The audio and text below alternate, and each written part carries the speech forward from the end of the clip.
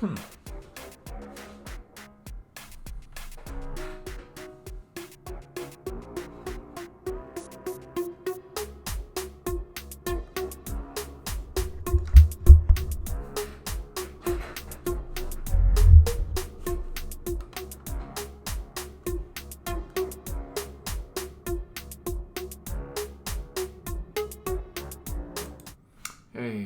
happy Saturday. I'm Eric. Let's demo what I'm working on. Alright. So there is a bug that I'm going to fix this session, which is impacting my demo a bit. It started just deleting the spiel that I was working on. So what I'll do is I'll import a new copy of the spiel. Alright, here we go. So this is the dialogue that this character will say. And what I did yesterday was I hooked up the face so that,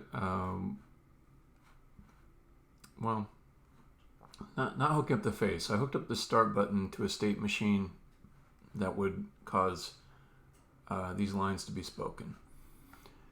And to make it just a little more interesting, let's add some emotions to it. So he's confused here. He's thinking here. He's irritated here. All right, and suspicious here. All right, so now I go up to the top. I'm saying that's my starting point. I click start. And then you can see his emotions updating as it gets to a certain line. And the other thing is it's outputting each line after about a second. Bunch of little minor bugs here that aren't impacting the functionality that much. Maybe I'll get to those too, but the main one that I need to figure out is what's making this guy get deleted. I'm not really sure. So now that I hit start, that is the new thing. This whole starting. Let's take a look and see if I've already lost the value of the. Lost the. Yeah, I have. At this point, I've already lost the persistent storage of the spiel.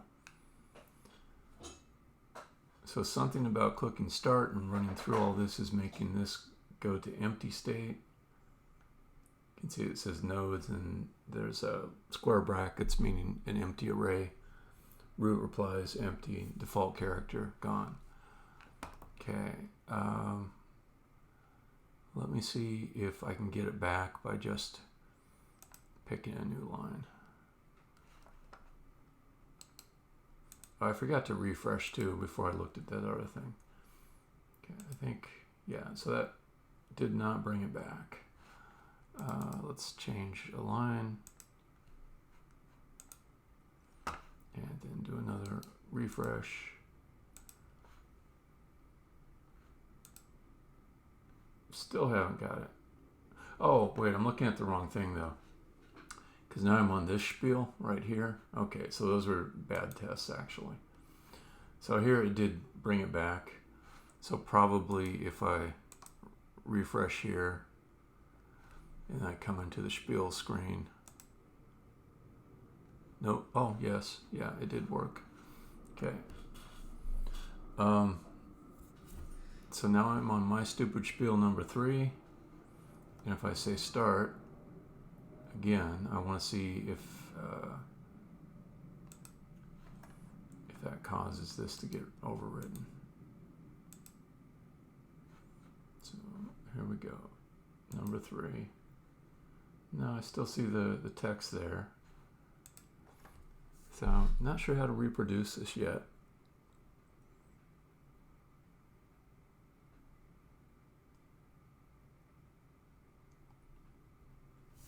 Let's see. So it did it at least one other time, right? Yeah, here's one that's empty.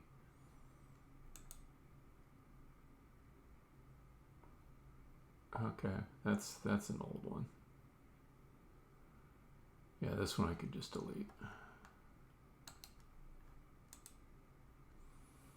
And here, let's just to avoid confusion, let's delete the other two.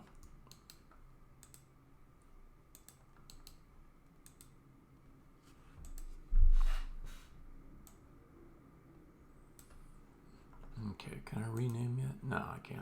Okay.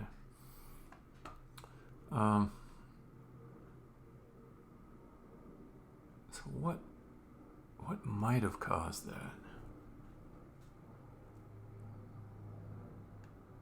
Just gonna try a number of things and then I'll wait for one to fuck it up. Let's add a reply.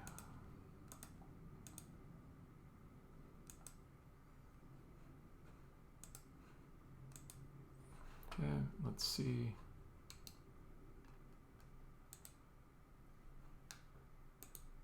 Still there. Okay, let's click start again.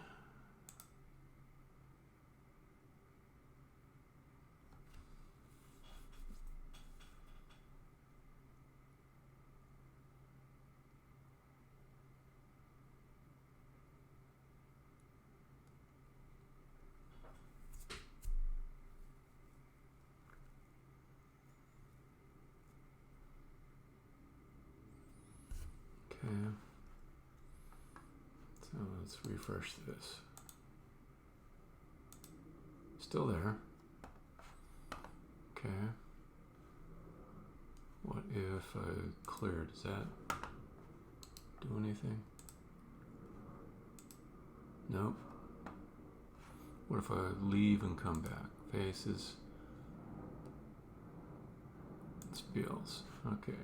That's there. But let's see if this is correct. Yep. Still good. So I'm having a hard time reproducing this. I might need to work on some other bugs and just wait for it to come up again. It's definitely a bug I want to fix. I might have already fixed it. That's always a possibility when you've been writing some other code. So I did make some changes. There might have been something like hot load confusion. Sometimes when you're writing code, you put memory in a weird state that isn't a natural state that your app could arrive at with the final code. So that's all possible.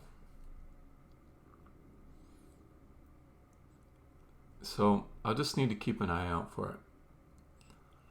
All right. So thinking a bit more about other bugs I saw. I would really like to make it so that this div here takes up 100% of the space. And it's such a pain to get these things to just... I hate CSS.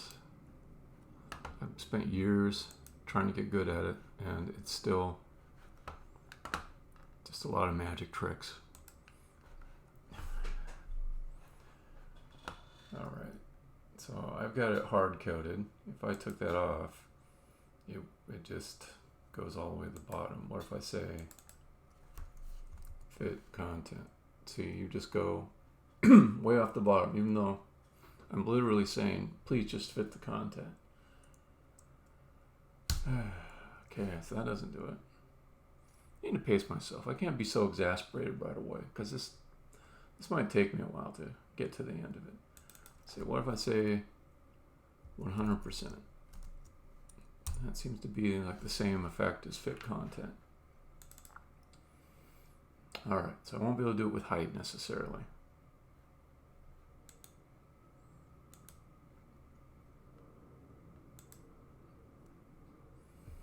Maybe with flex. So let's do...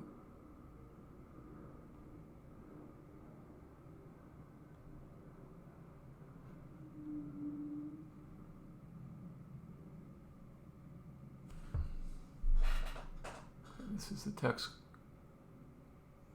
console container. this guy here, displays flex direction column. And this guy says, yeah, but what about your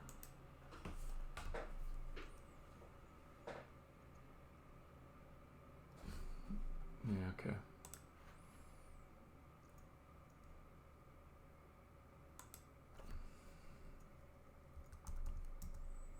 Flex grow 1. Okay. And for you, we'll do flex grow 1. Interesting. Yeah, I don't get it, to be honest. How far down are you? Flex shrink 1. Flex bases.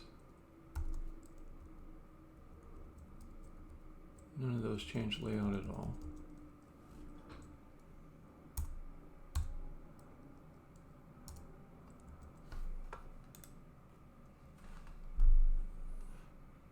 Okay, this top guy.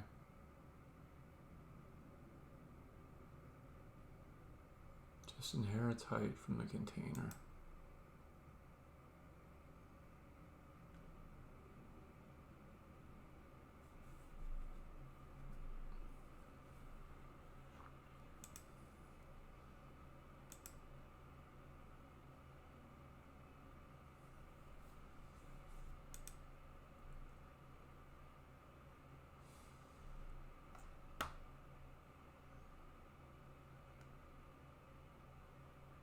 So one of the things I hate about this is that there's no logic to it. It's just try things. Well, I think honestly there is logic to it, but I'm not advanced enough to understand like the rules of the rendering machine, like inside of WebKit and browser standards. If I were, then I would probably do just fine at this. But I'm doing what most people do, is just try things and kind of half remember what works. How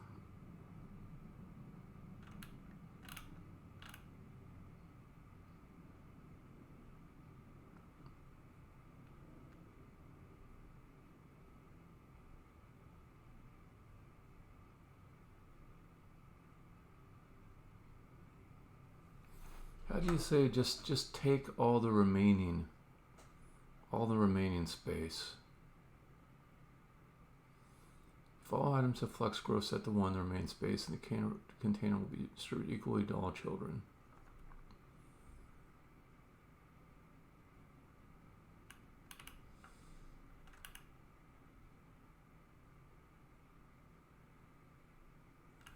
Okay, so this might work. So I could say flex basis on the top one.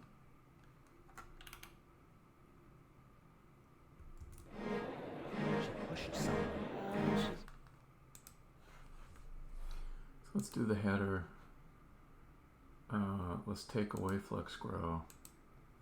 Let's do flex basis.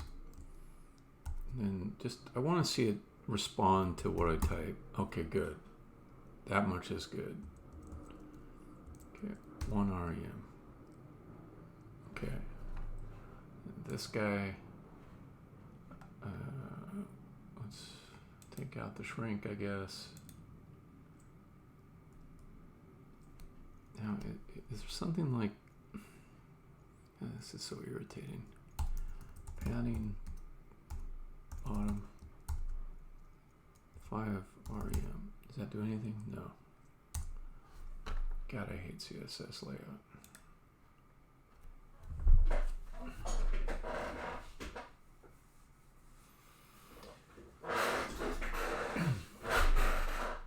It might be at some point I need to move off of Flexbox and go to Flex Grid or Gridbox or whatever the heck it is. Ticket, hey, happy Saturday. So there's this box here. It's meant to be like a scrolling text box, and I want the div inside of it to simply take up all available space below, but not go beyond the bounds of the panel. So if I let's see, just to kind of see like what it looks when it's not messed up. If I clear this, then you see like here's the bottom of the panel. I don't want that bottom of the panel to keep growing. I want it to be fixed in place. And as lines are added, yeah, so there's like the scroll bar here. And if I set like the height of the container to be something explicit, so if I say height 20 rem, dang it, not that one. Yeah, I'll just get it back to the original. Okay, come back into here. Okay. So I say start, bam, bam, bam. Right now this div is set to a fixed height. After a while I'll fill this up, and then there we go. So that overflow is set, right? So that accomplished that part. But then if I say, okay, I want this thing to go all the way down to the bottom, that's where I can't seem to get anything besides the containing div extending beyond the bottom of the screen.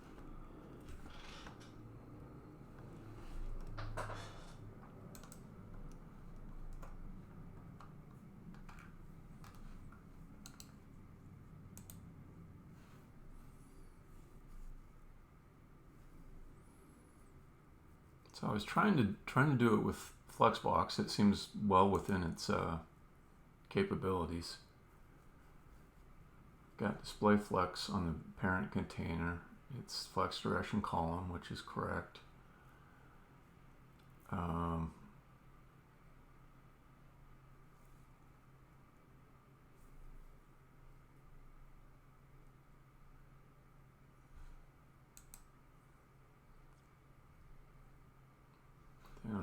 the two child components. The first one here is the header. I just tried setting like the flex basis here to something fixed, and that it picks up. So I can go 1 rem. Let me do different number. Make sure it's 2 rem. Yeah. Okay. So that it picks up. So I would have thought that I could put on this second div, this one here,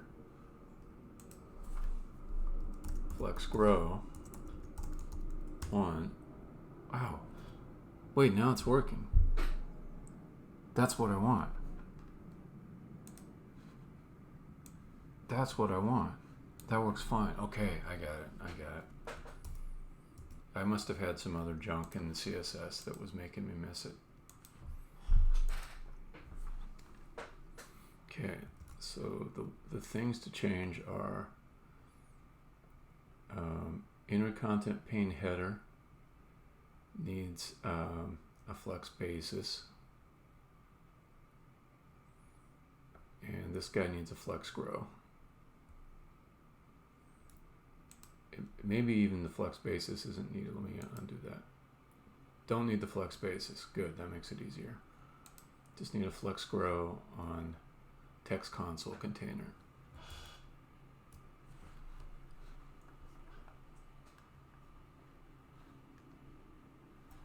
Or just where you at? UI.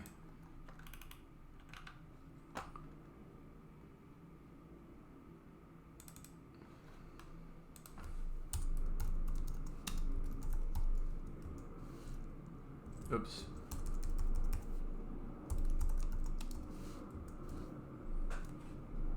Okay. Let's do a fresh reload, get rid of any CSS overrides. Come under spiels, start.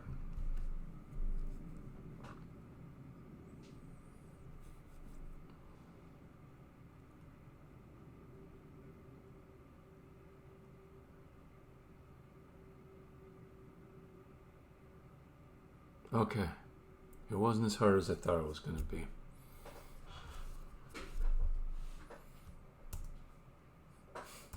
And actually, me rubber ducking to you actually got my thoughts a little bit clearer, so that part's good. Hey, Vikendi. What's going on?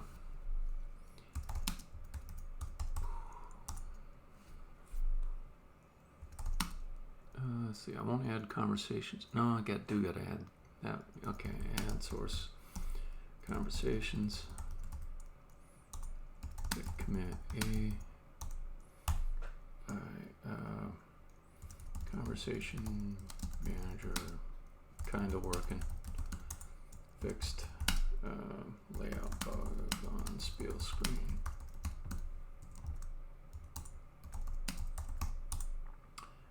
There we go. All right. That makes me feel better. Now to figure out another thing that's been bugging me for a while. Okay, let's come back to the face screen.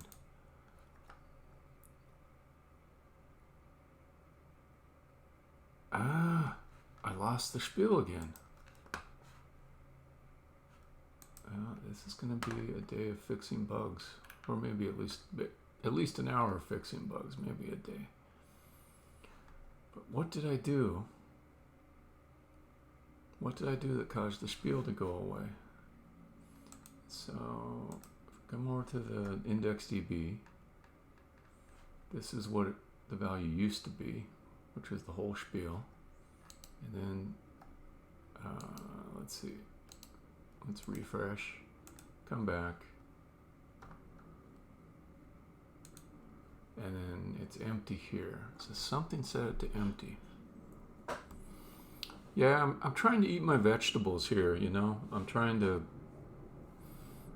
instead of going after the shiny features, just slow down and make sure I fix all the bugs that I see. Because otherwise it's just like a bad foundation for continuing. I'll just get more bugs. Okay, but this one's a tricky one. It just recently started on me. It has to be related to the conversation manager, but I'm not sure how yet. Might be related to hot reloading.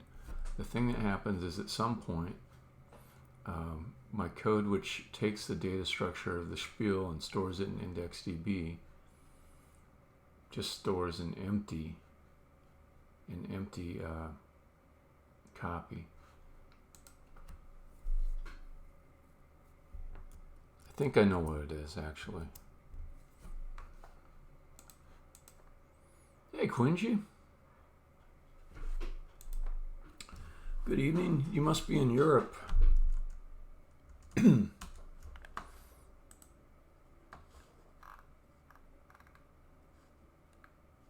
For me, it's noon or afternoon, early afternoon.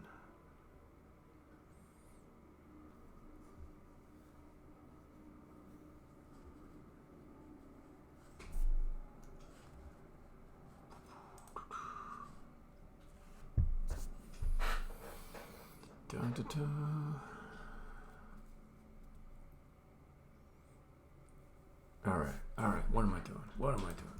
Let's get my head going. Let's get a little momentum. Gotta see what's going on with this. Okay, so the new thing, which I should look at first, is this conversation manager.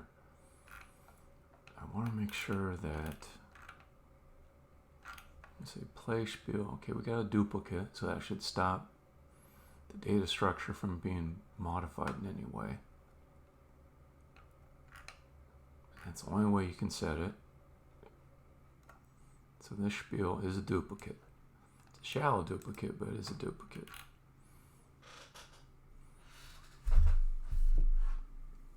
Oh, Man, I almost made it to Norway one time. I had a plane ticket purchased. I was in Stockholm, Sweden, and I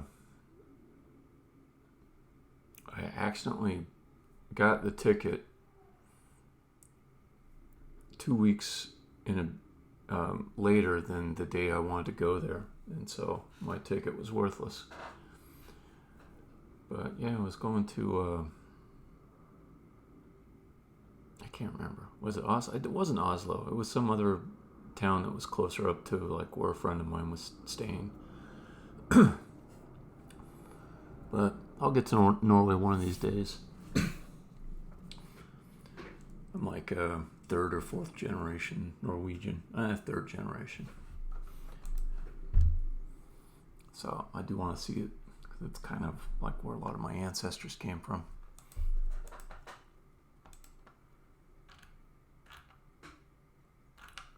Okay. So I don't see anything in here that's new that would cause that. The other thing I did was there was a new interaction around test. Okay, so we say in a test, and that means the conversation manager.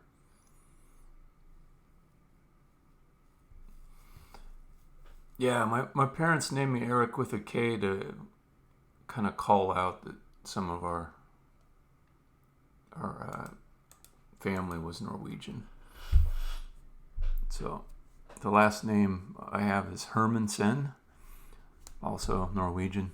So yeah, I don't know too much about Norway. It seems like a cool place for me to visit. So I think I will get there one day.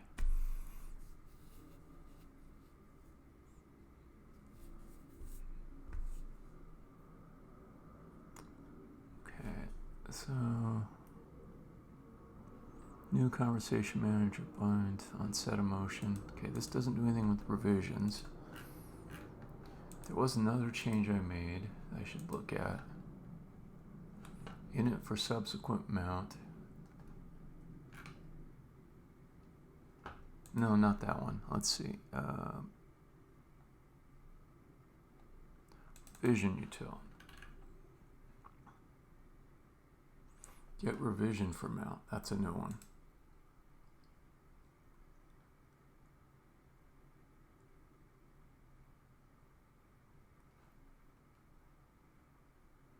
Yeah, okay.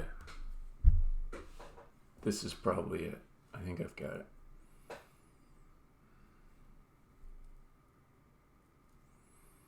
Oh, yeah. Yeah, we got some nice places around deserts. My wife, she really gets an inclination for some hot, dry air. We live in the Pacific Northwest. It's all kind of wet and cold.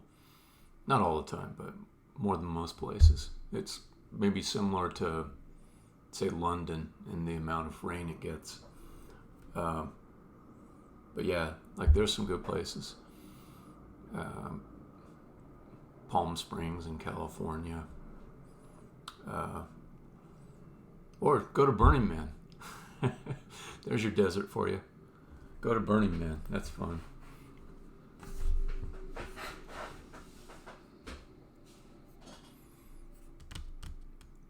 So this guy is probably the culprit. So I just added this code and I said that we will get an empty revision when you start out, so that something can be displayed quickly, but maybe when it adds a revision,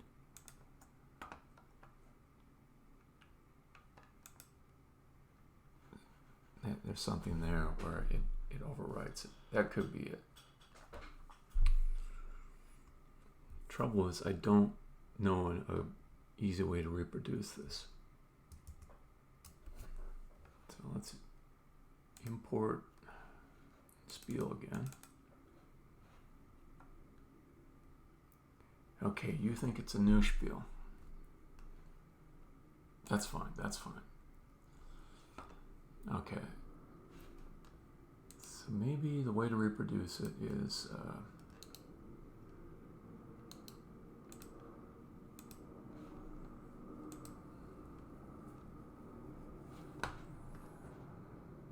think I already tried this, but I'll try it again.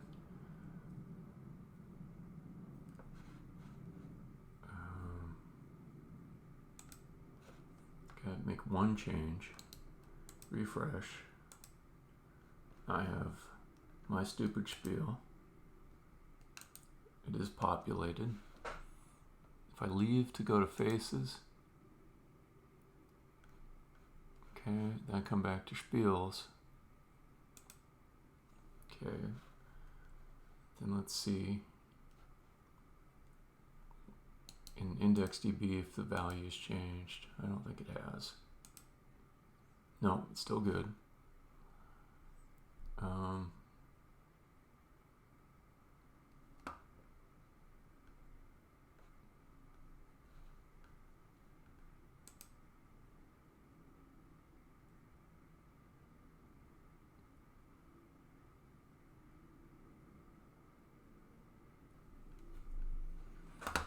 Okay.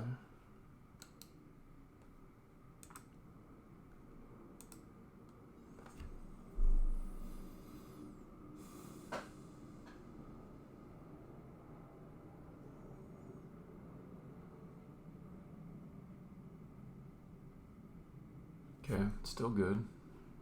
I refreshed that, right? Yeah. All right, let's delete this one just so I don't get confused by it.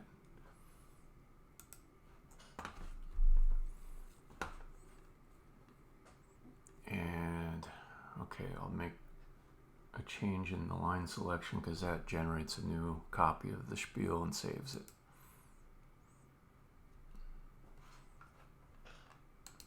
Trying to reproduce that bug. Still good. Yeah. What else might do it? Because I've seen it a few times now. I know the bug is there. Unless it's a hot reload thing. That's the only thing that is hard to rule out. Like, will the bug only happen if I'm in development and the hot reloads on the web page cause it to get to a certain state? I don't know. I think I'm gonna have to keep going.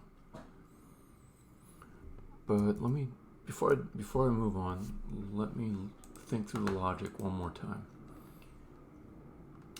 So general interactions. Where are you gonna call this?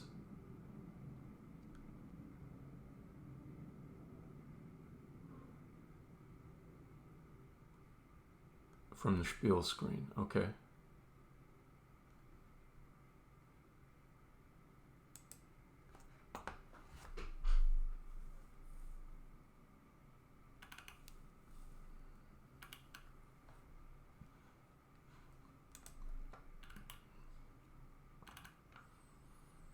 Okay, that's all right. So it initially sets this to the empty spiel, and then we go into the first mount code. It's going to call init. Okay, so where is the first place that it might save? Okay, go into init.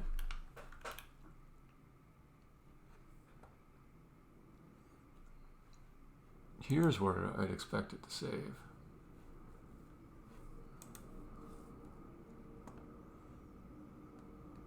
Because here we're loading the spiel from the name.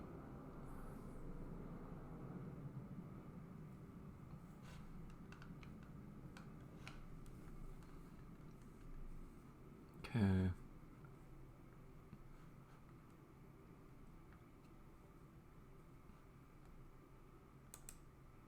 Yeah, set revision. Then we add the revision here. I know what I'll do. I'll go into the revision manager and I'll just put in some troubleshooting code. Um, it's single-threaded but async. So like whenever you see in JavaScript these, async functions and await, like one interpretation that's actually a bit wrong is that it runs in the background. It runs in a time-sliced, single-threaded environment, which is bad for performance, but great for keeping developers out of trouble. Like you never have to worry about synchronizing access to shared data structures as a result. Now, if I did a web worker and ran a function in the web worker, that would be true background processing on a different thread. But yeah, by default, and it's hard to not do it this way, JavaScript is all single-threaded.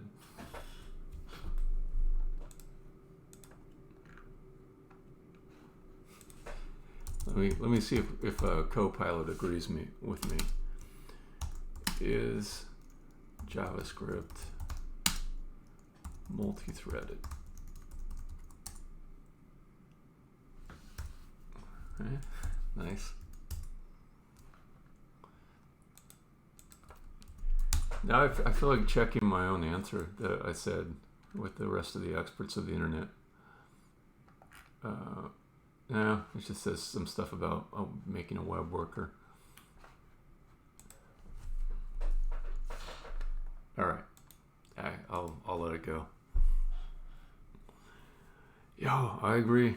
I know how to write that code, but it's so easy to shoot yourself in the foot if you don't do it right.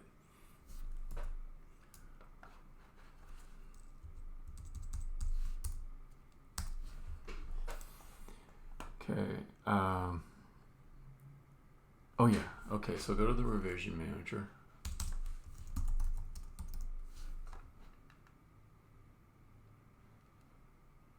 Oops.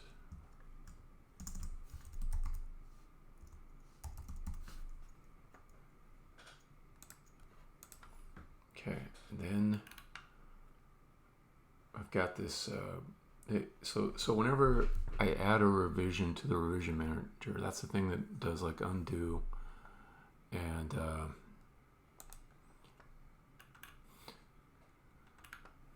redo.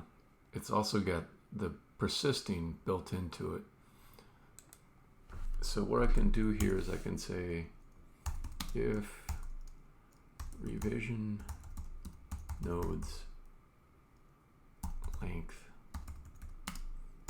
equals 0. This is just for troubleshooting because it is a valid condition that somebody might want to save an empty spiel. Let's see, revision spiel nodes length. Okay.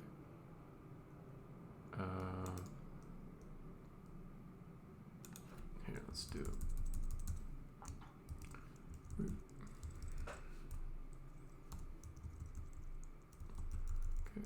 revision as any ham spiel nodes length equals 0, then we'll debugger, and that'll tell me, oh, we're about ready to save an empty spiel, and then I can look at the call stack at that point. All right. Already? Wow. So I caused a hot reload, and the hot reload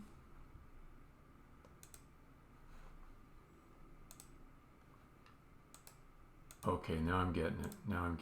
It is based on the hot reload.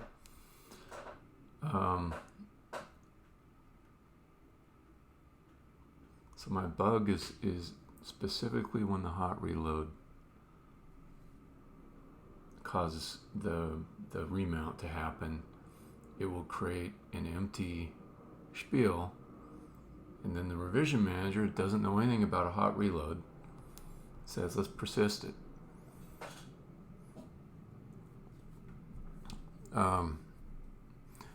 Yeah, and Quingy, Yeah, you're totally right. The promise all is useful for running multiple things, but um, like it's still sort of time sliced. There are like some calls to things outside of the JavaScript code that are properly asynchronous. So like if you do some fetches inside of a function that was in promise all, those will go off to properly asynchronous stuff. Anyways, at some point I'm splitting hairs. Yeah, it's concurrent. Some aspects of it can be concurrent. But all the JavaScript code runs time sliced, except for web workers, which runs on a separate thread and that has isolation around it. And then the things that JavaScript calls that are outside of JavaScript, those can run on background threads.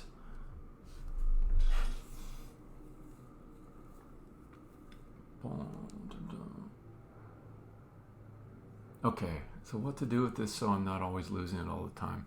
It is nice to know that I don't truly have a bug in my code. It's just this handling of hot reloading. I'm thinking like, is there some way I can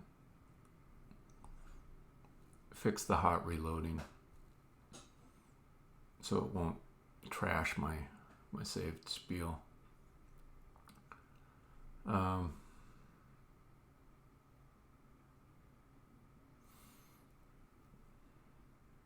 could do something like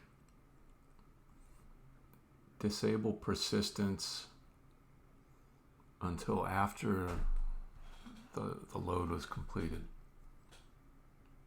That's pretty clean. So let's go back to Revision Manager and I'll create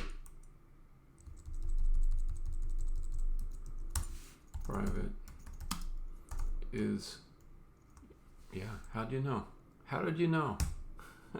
Copilot does amaze me sometimes. Okay, this is persisting.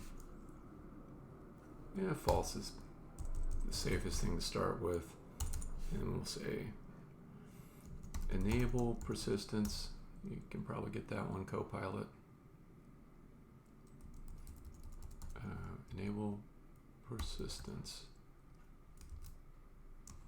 Come on, that's an easy one. Come on.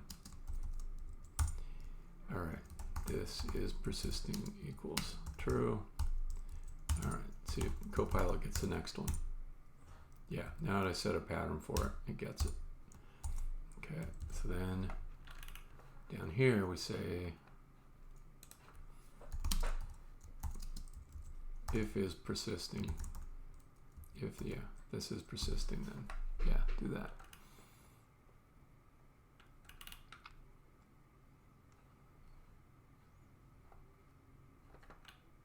Okay, do I have any other place where it's persisting here? Let's make sure I get them all. Yep, I gotta make sure I check here too.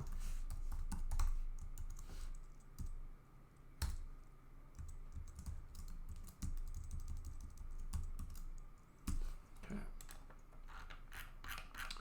so if I've got that, then the other thing I can do is inside of my init, I could say, let's just wait until we've got everything loaded. We've loaded. Oh, I see. You're going to init for subsequent mount. Okay. Here you need to also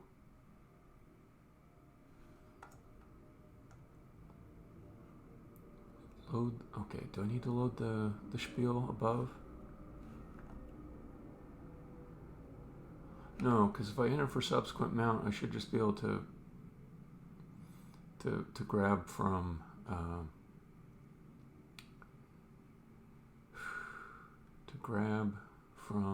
the Revision Manager.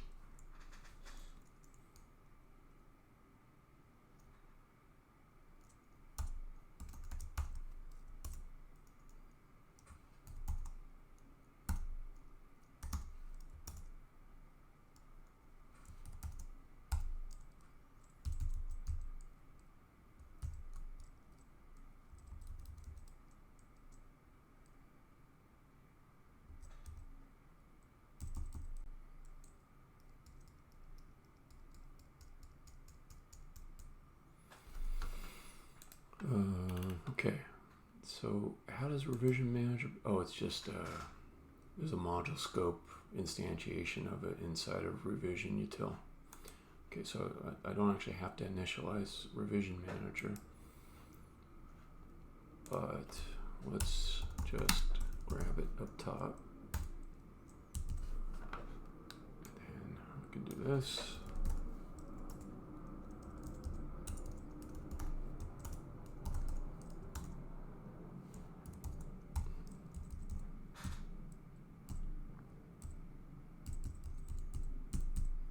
Then here, after I've loaded everything,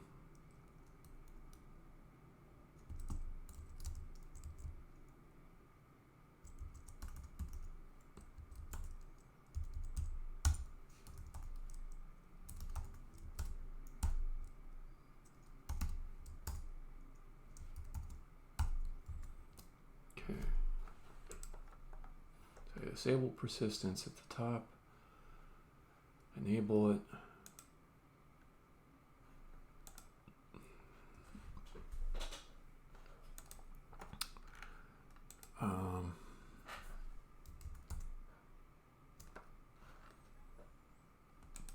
Okay. I think at this point, I've probably lost IndexedDB. That's fine, I'm just curious.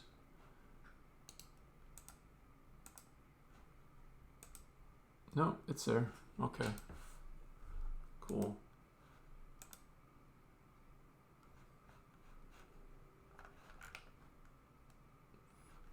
Faces, I need to add a little code to enable persistence. Now I added it, so it's disabled by default. Let's make sure I don't regress the faces screen. So the faces screen.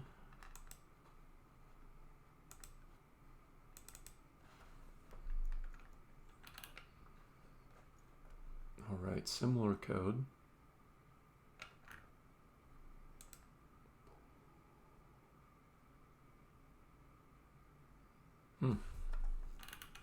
I didn't follow the exact same patterns over here, did I?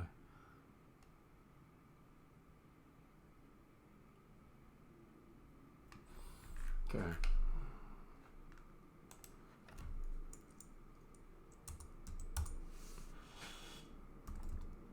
Let's see.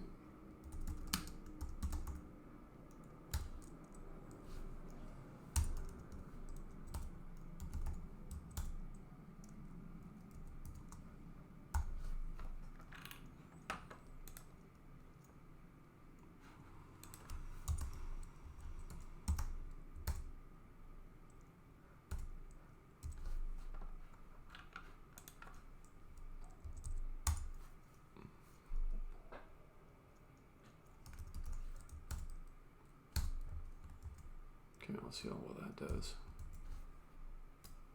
Come over to faces. Let's see if I can make some changes to it.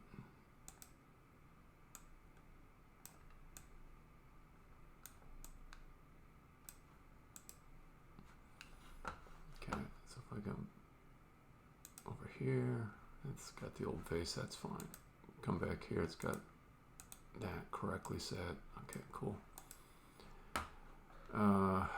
Okay, back to the spiels. So there's a fair chance I fix that, but I'll still keep that debugger statement in there in case I miss something. What else? What else? What else is bugging me as far as bugs?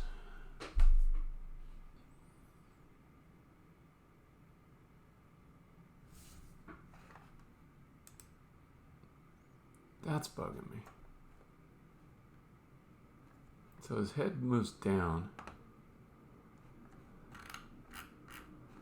and I'm pretty sure it's an HTML layout thing. I think like this is scrolling for some reason. Yeah, the canvas size is sized a little funny.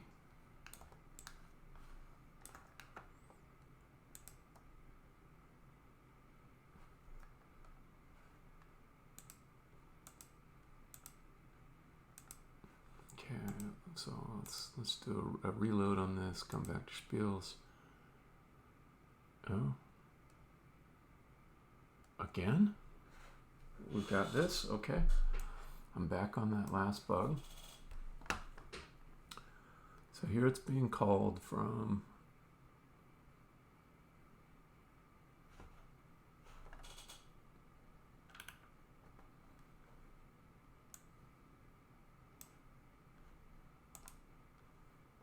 get revision for mount on the spiel screen. Okay, so this is the first mount of the screen. It's going to get a revision for mount. Now, if this is persisting as false, then I'm good. Oh, this is kind of nice.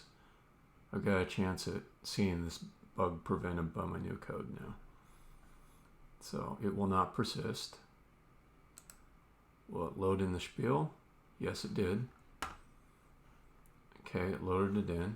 Now let's go look at the application, make sure it didn't blow it away. Refresh. Always have to refresh. Okay. Good. That was the big bug I wanted to fix. That was the big bug. I think I probably got it. I'm gonna leave that debugger in or not. Nah, I'm not gonna. Okay, let's get rid of that debugger code.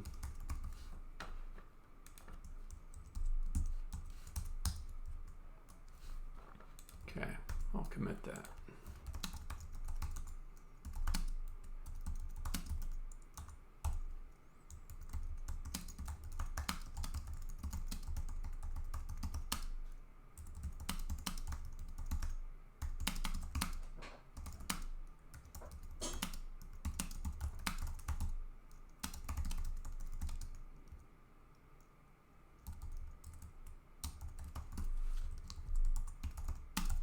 There we go. Yeah. I thought that one might be worse. Okay, so here's the other one that's kind of tricky. Irritating. Alright, so you're there. Then if I click around, that doesn't cause it to do anything different.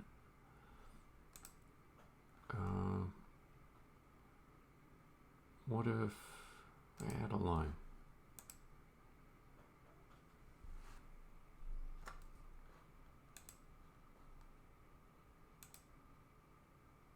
No, that didn't do anything. What if I drag? No, that didn't do anything. So nothing over here is seeming to affect what's over here. But if I do a start,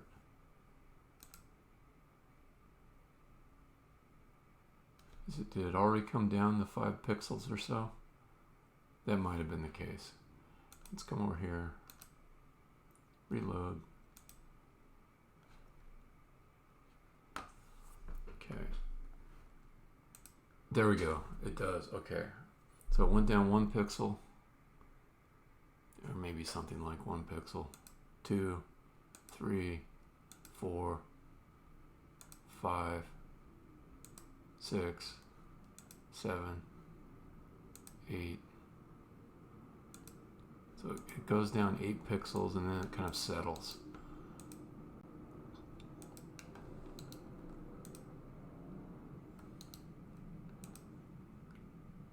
I suspect it's something like the scrollable area. Like it's scrolling. I don't know why. I should rule out that I'm not doing something to change its Y coordinates in the canvas. So I'll double check that at least.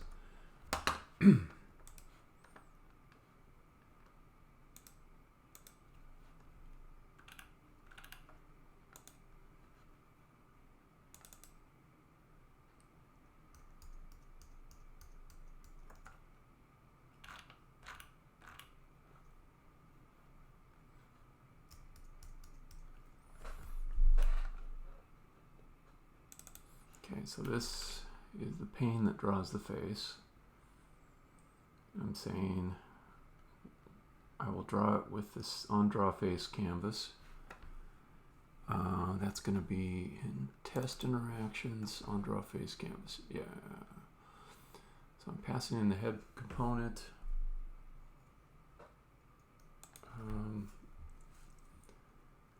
If I console log here, it's going to be a lot of logging, but that's all right. I can deal with it. Console log head component y.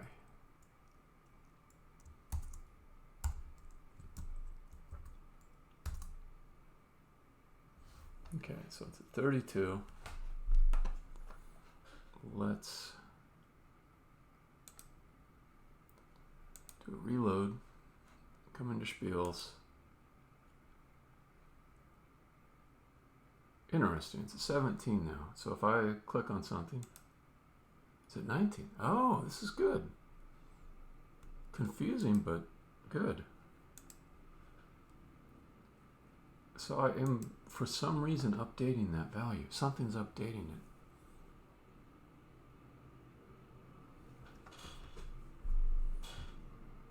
Something is updating it.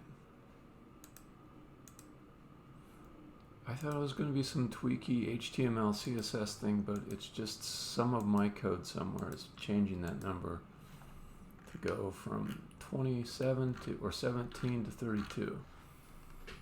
All right. Well, that's great. I'm kind of happy. This might be to blame.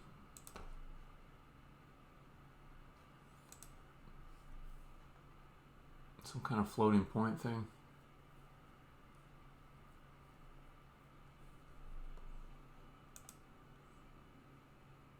It's poor performance to center this on every single draw anyhow. That was not a good way to do that. I think I want to put this somewhere else. So on change face? No.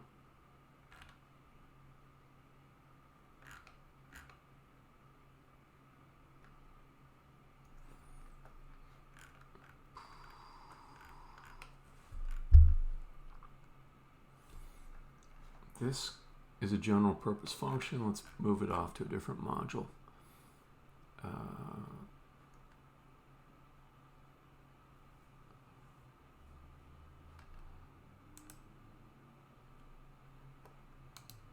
Add TypeScript file. Canvas util.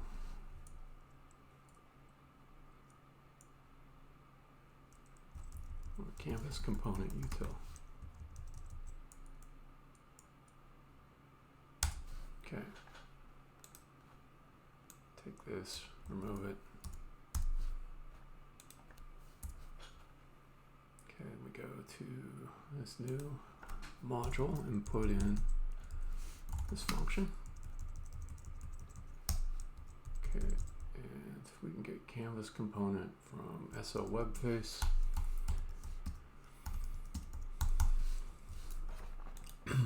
Okay, so all this does is center a canvas component inside of a width and height. Okay, and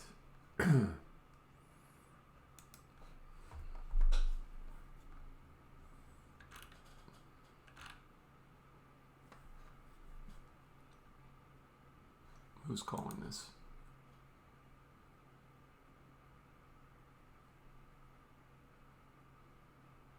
Okay.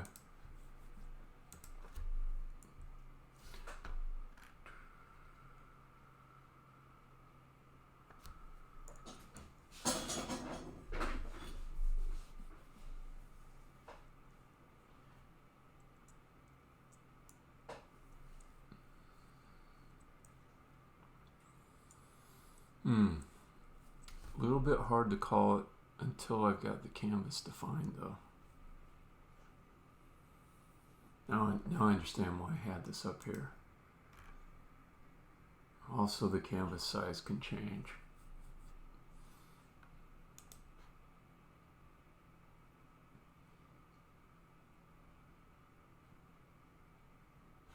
So a thing I can do is just track to see if the canvas width and height changed. Yeah. So we'll say if, yeah.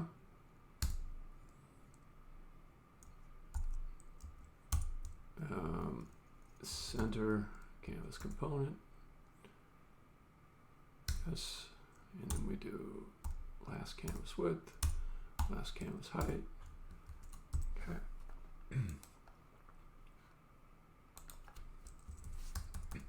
Clean up my imports.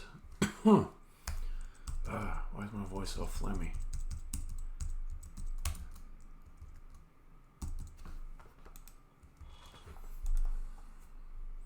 Okay. So that probably fixes it. No.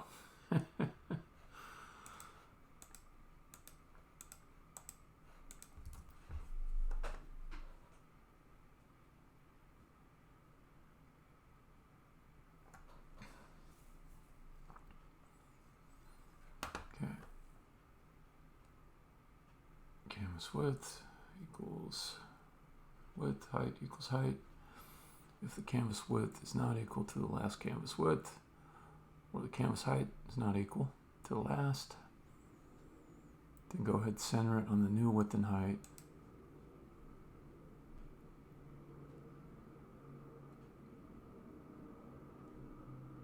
And set these. That seems correct.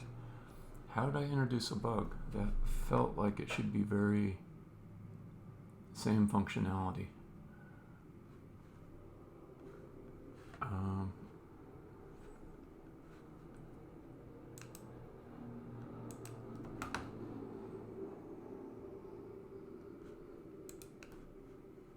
Width, height, component width, height. Yeah, this is all kind of the same code.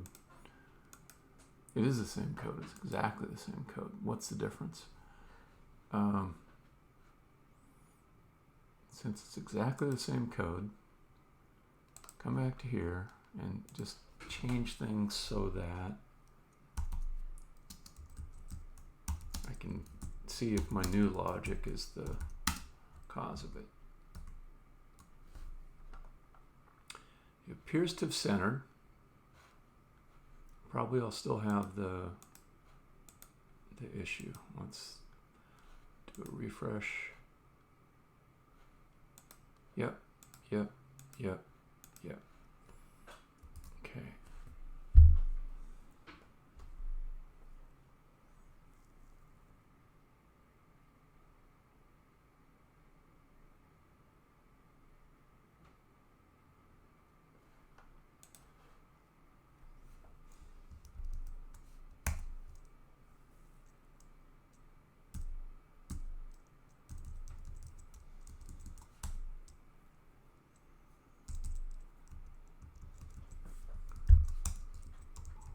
I may have to run this in the debugger to figure out what's going on.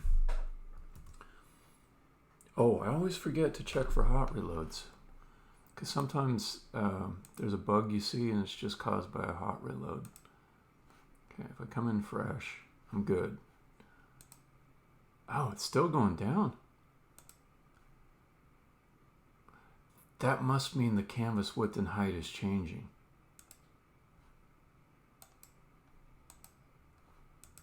Oh. That must mean that. So I'm going to get back to tweaky little HTML, CSS problems. Dang it. Okay, let me verify my hypothesis. Okay, and we will, yeah, the hot reload will do that nonsense. That's fine. I'm just not going to worry about the hot reload. Okay, then I go here. Oh, 569, 431. Yeah, okay. So the height of the canvas is growing. It will top out at some point.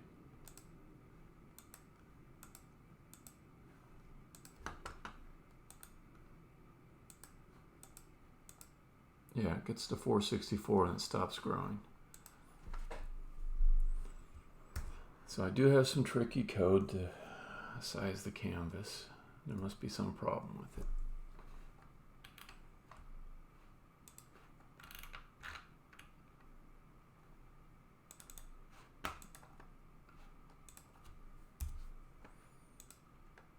It's a giant pain in the ass to get canvases to lay out responsively. You have to have runtime JavaScript code to figure out changes in dimensions and fix things up. Okay, so there's this update canvas dimensions. I'm assuming that's getting called and getting new dimensions that are a little bit different. So it's going to call, let's see, set container dimensions.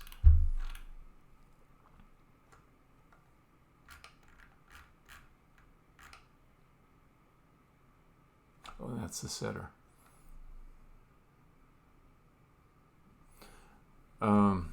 Queen G, does the canvas need to be a fixed size? If so, maybe math max would be evade. It's more like the canvas needs to be a dynamic size because you can do things like this, right? So the canvas needs to resize so that it takes up 100% of the space inside. So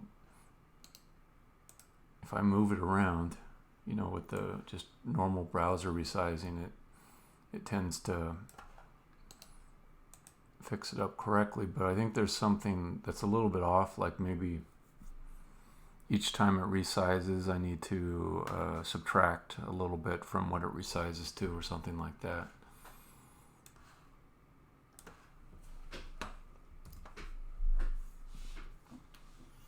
So set container dimensions, it's going to go with container client width, client height. By the way, did it go up on the width too? It did. It did. Oh wait, no, that was the resizing stuff. No, it stayed constant on the width initially while the height went up. Had something to do with me clicking on things in here. Let me do a console log.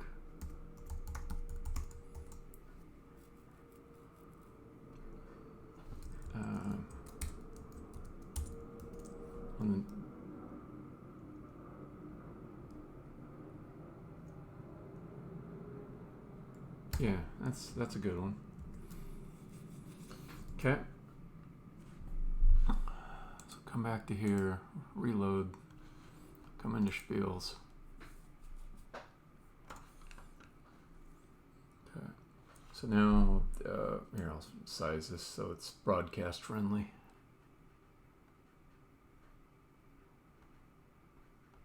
Yeah, oh, yeah. Sorry, I was hiding a lot of information before. But there we go. All right. So yeah, I've been looking at this console log while I was talking, and it was showing me that the size of the div here was increasing, or the canvas size was increasing. So now I've got, you know, a new console log that's a little bit closer to where the updates happen, so I can see if we're getting a change there.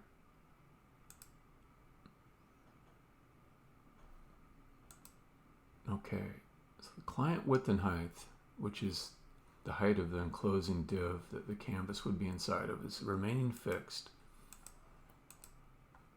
But I've also noticed this guy isn't moving down. So I need to see if I can recreate that again. Spiels. 537, 434. There it went down. Okay.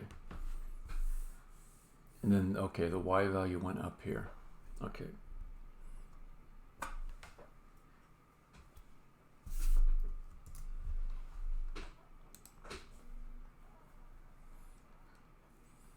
Okay, so the container size is increasing, and I think it's increasing.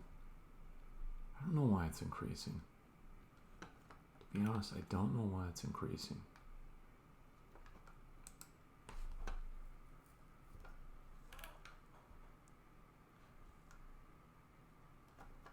me see, which div element is the container? This guy. So it's not the canvas that increases in size. It's the div.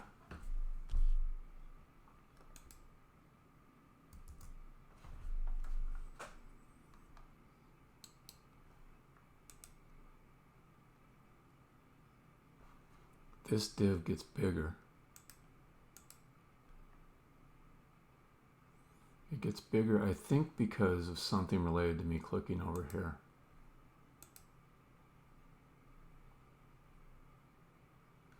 Okay, I gotta check one more thing. So if I say that we're not going to resize the canvas in response to the div that contains it resizing, does that prevent that growth? Reload, pop in. Okay, and so now we've got, you know, whatever the sizing is for the canvas. It's wrong, that's why we don't see anything. But I want to see if the update canvas dimensions continues to go up. No, so it is required that the canvas be there in order to have it get resized. So one thought that occurs to me is maybe there's some kind of margin inside of the width that needs to be respected. Just to try something, I'll do minus 16. Minus 16. We'll say the canvas will always be inside of that parent area. It'll be smaller than it needs to be. Alright, come back here, reload. Spiels. It's going to load the face. Okay. So now I can even see that the canvas is a little bit small. Yeah, so it's definitely contained inside this area. So now if I click,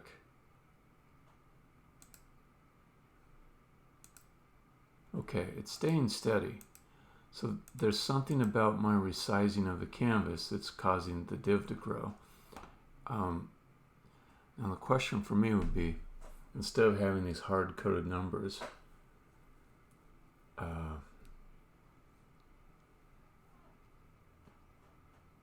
maybe I need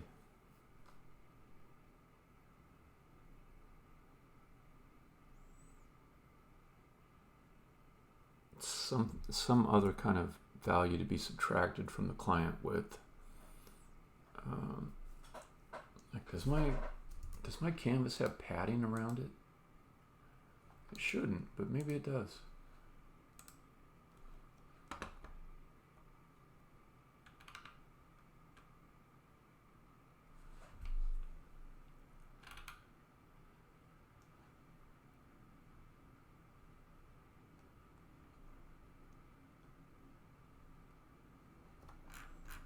All right, let me see if this makes any difference.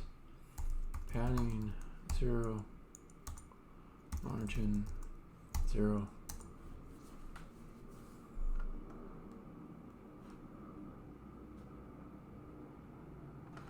Well, yeah, okay.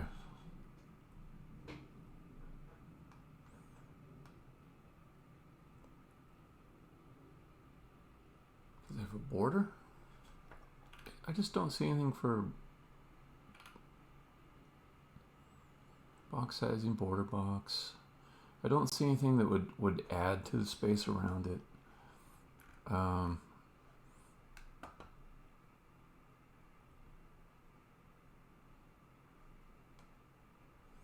Okay, let me look at the containing div though. What's that? That's the containing div. It looks well sized to me.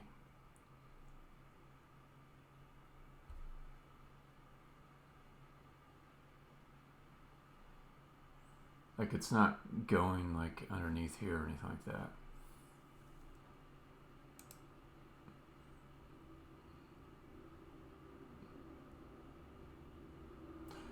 Oh.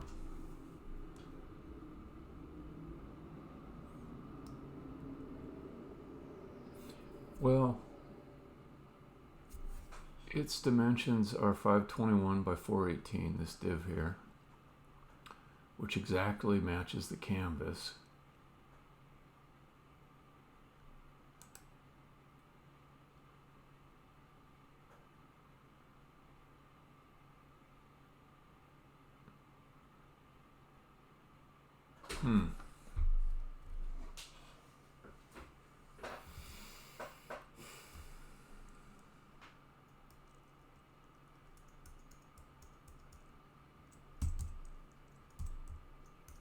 I just wish I didn't have to use the magic number here. I mean, I can probably get it to continue by just doing something like const cx pad. Yeah, kind of like that. CY padding. And I can play with the numbers and get them smaller, but it would be nice if I knew what the literal thing that this number, pardon me, belch, this number came from.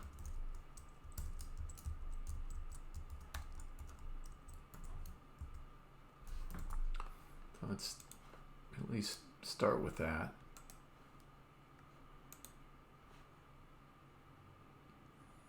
Okay. That fixes the bug.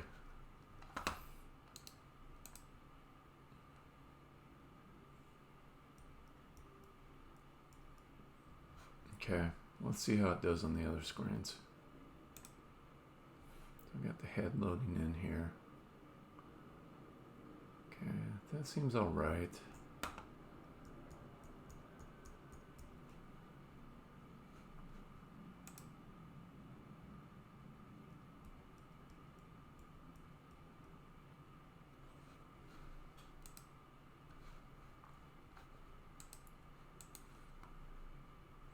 Just checking for regressions with the change I just made. So I'll go find a WAV file to import so I can test out this screen. Just find some speech, any speech. I do not need you.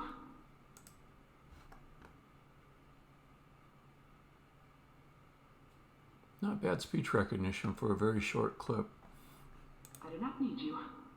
It missed the I at the beginning, but I mean, if you listen to the clip, it's a little bit hard to hear it. I do not need you. All right, not bad. Okay, spiels, come back to here. You know what? I'm going to call this fixed for now. I'll just add a note. Let's say, I would like to figure out what... Yeah, thank you.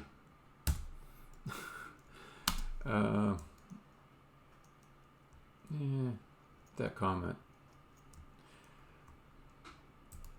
I'll leave off. Okay.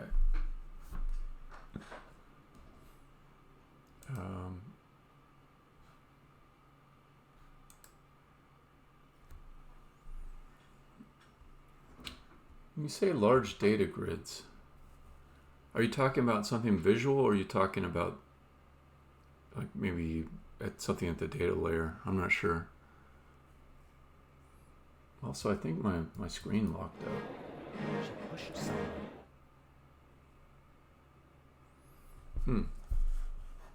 Yeah, my camera's frozen. It looks like the screen stopped updating. Hopefully it pops in a moment or something.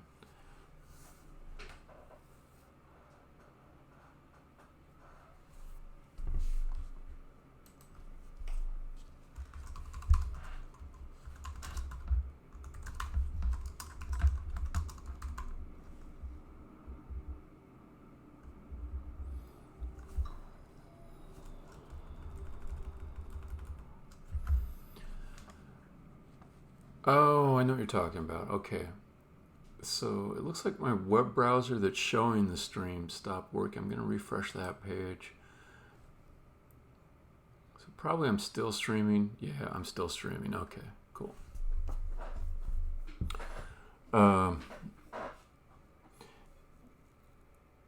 Yeah, I've done stuff like that. So I've like done, paging interfaces for long lists of data where you say, let's pull in a little bit of data at a time. Are you working on a project with large data grids?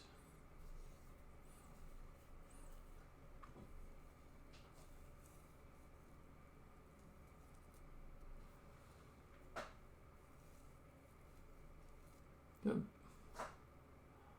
seems like a potentially interesting thing to write, to be honest.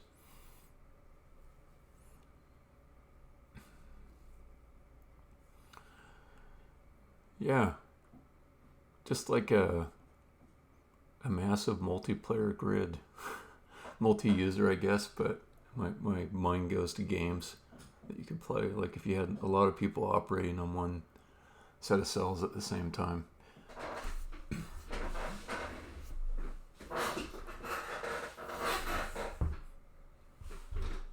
Yeah. So you can picture the architecture for it. Um, I mean, you'd have some backing service that would be able to fetch portions of the grid, not the whole thing. And actually, you know how I would do it? I think I would try to keep it all in memory if it was possible, and then use the backing service, or the back end service to do synchronized updates. I suppose it depends on the problem. Like, you'd start out like, is it possible to have the entire thing in memory? If so, then a synchronization interface would make some sense. But are there so many updates going on that the synchronization would be a lot to just say we're going to synchronize everything? If so, then you need like localized synchronization just around the area that the player is at or the user is at.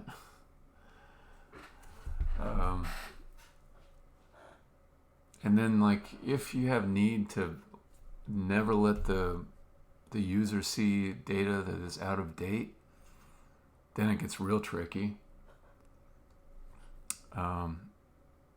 Multiple users editing one cell at a time. That suggests different approaches to locking the value or informing a user if they're changing a value without seeing a previous update, things like that.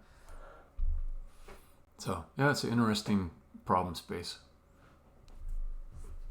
It seems like you can make a very trivial implementation very quickly that works, and then run into various problems as you try to scale it up or deal with multiple people editing at the same time.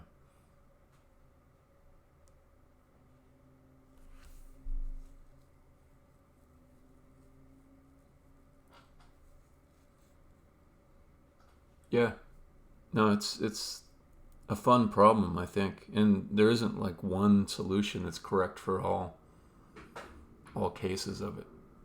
Kind of depends on what your needs are, right?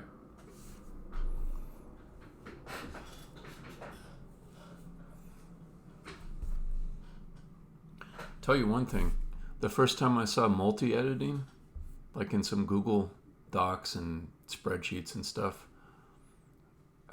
I was kind of excited. I think I saw that like maybe 15 years ago, and I'm like, wait, we can multi-edit? That's cool. It also like creates different social interactions. Like you can say at the end of a sprint when you're doing a retro with a team of people, let's all edit inside the document at one time about what we thought was good or bad about the last sprint. It's got some fun stuff.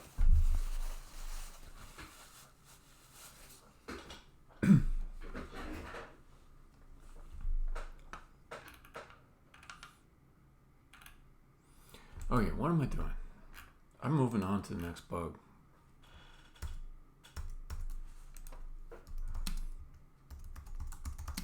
I don't think I have any other bugs to fix. I think I get to move on to some other work. fix bug where face moves down on canvas.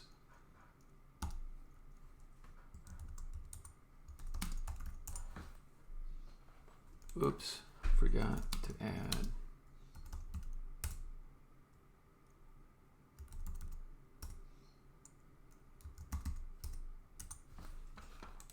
All right, and I think I do have another place that should call that function that I refactored. Let's see.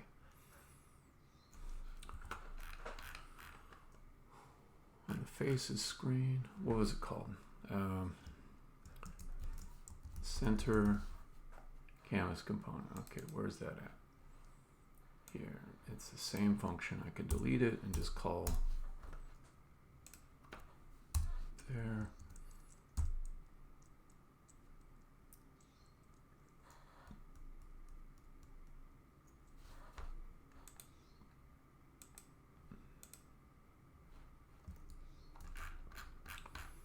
Fix my imports.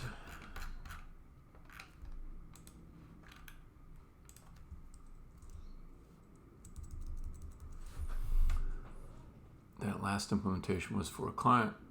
This time around, it's just for me as a proof of concept, so I guess I'll make up my own challenges.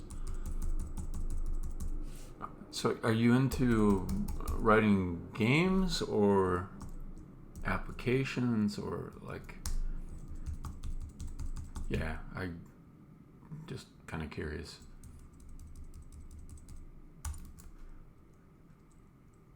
Okay, so that, let me see. Okay, that should do that.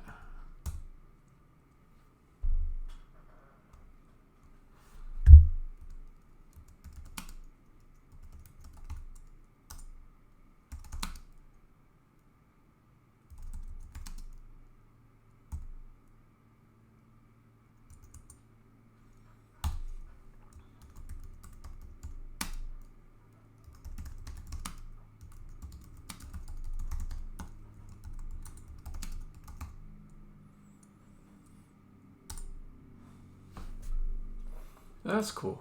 That's cool. I could go on at length, and other people have, about why game development is a really poor area to focus on. So, kind of glad to hear. Although I like writing games too, but I'm kind of glad to hear somebody spending their time writing something besides games. Yeah.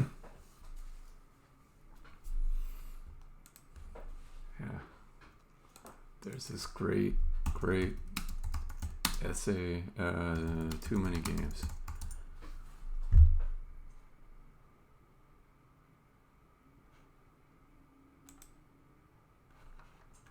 Where is it at? Where is it at? It's like the world doesn't need more games or people writing games. And they talk about, well, Jeff talks about just the sheer quantity of games that are released every day on Steam, and the indie bubble is popping. Yeah. Problem is too many games. How bad has the problem gotten? More games in the first 20 weeks of 2014 than all of 2013. Is this... I think he wrote even a more recent version of the same thing. Anyways, I'm getting distracted. Nobody asked for me to go look at that. Anyways, mamas, don't let your kids grow up to be game developers.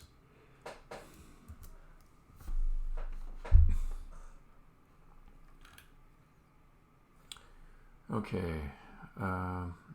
What next? What next? I'm in fresh territory now. I fixed all the bugs I know about. I could do more updates on the transcript. I could load in the speech recognition. I could make the play or the start.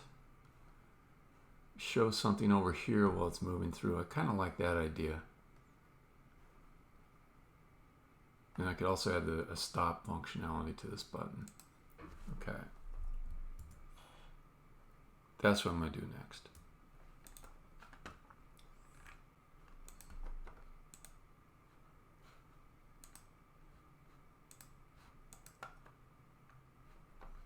Test interactions.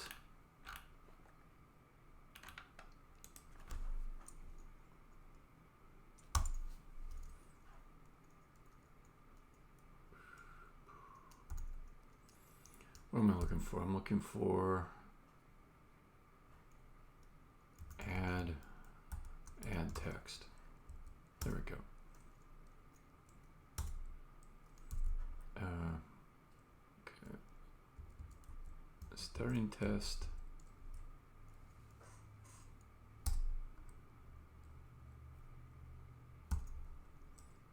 And then maybe let's do like some kind of separator.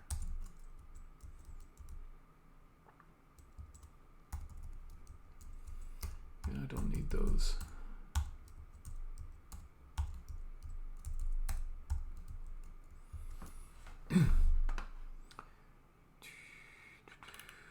Another thing I could do in my text console is interpret that particular 1, 2, 3 thing as a 3 hyphens as a separator and render as a separator element. Okay.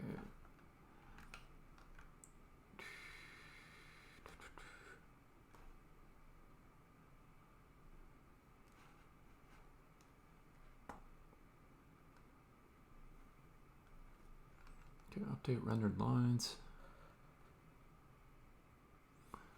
Render line callback.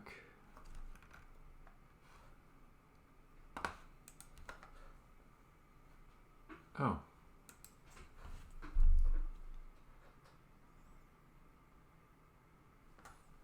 Okay. So transcript pane. Okay. If text equals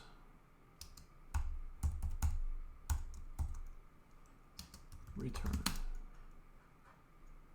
Yep, that's what I want. You're right. Okay, let's see how that does.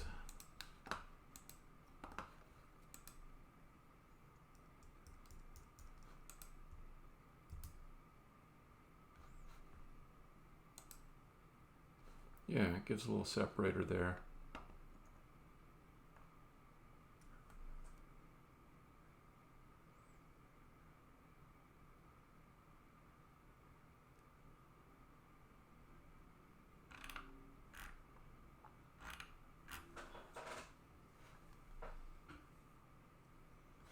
Okay.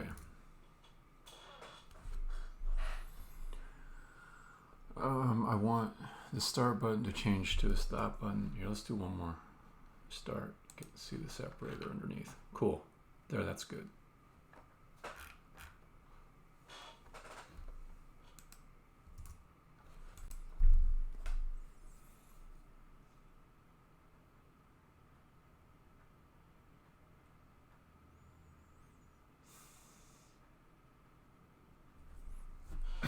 Okay. So there has to be something on the spiel screen that says whether or not we're playing or is test playing. Let's see. We'll do a use state for that.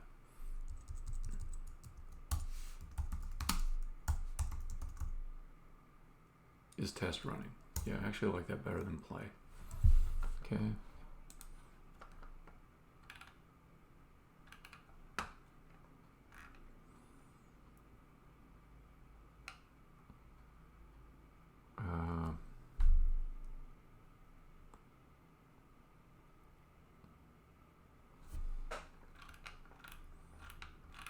Go down to spiel pane.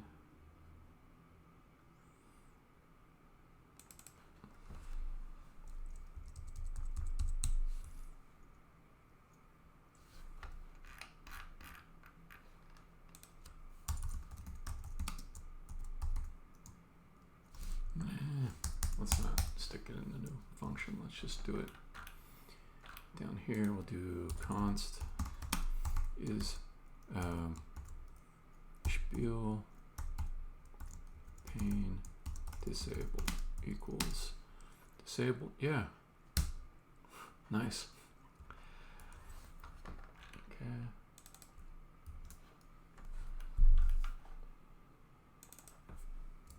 Okay.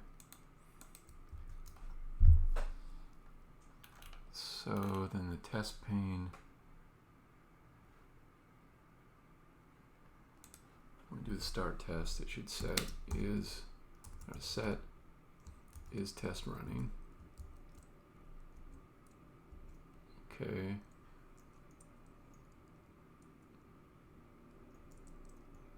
And on stop. Yeah.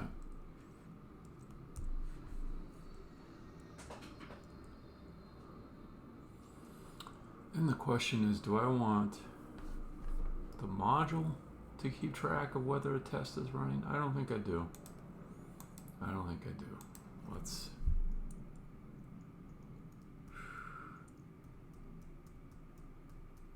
Well, it already does have the information, though. It's got the conversation manager.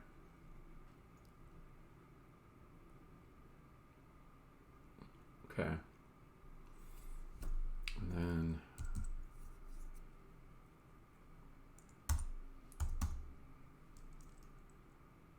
on test node change.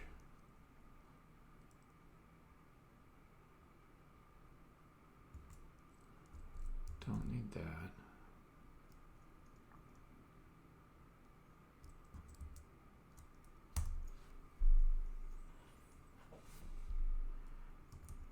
Set test node no. And we'll just do node now. But I could get that from the conversation manager. That's what I'll do instead. So just have this set is test running, have to write a new stop test function, have to modify test pane.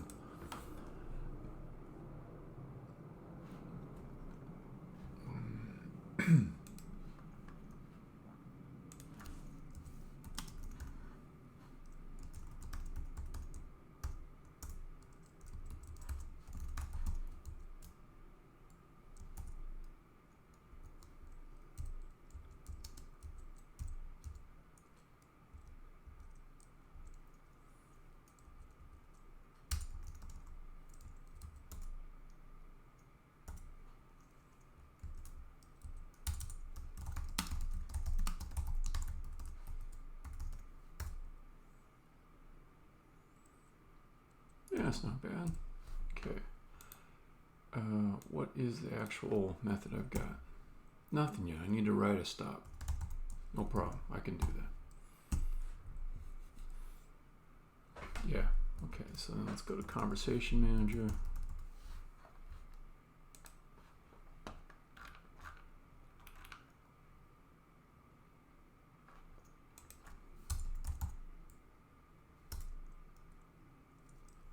Yep, that is the right code.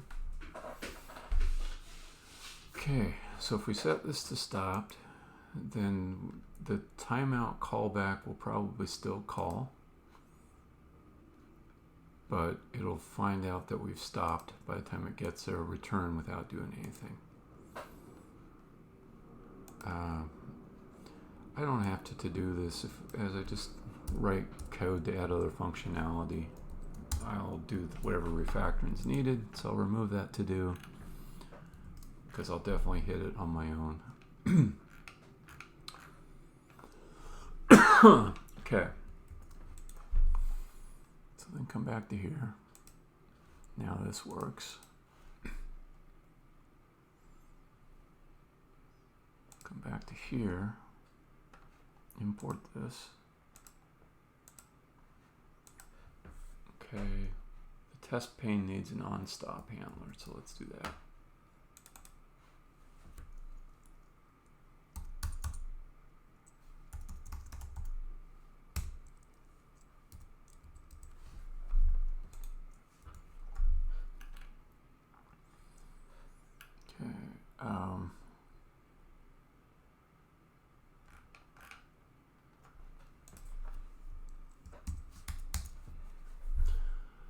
The one tricky thing is Conversation Manager is outside of the React state space. So I was thinking I would use it to figure out if I'm going to change between start or stop.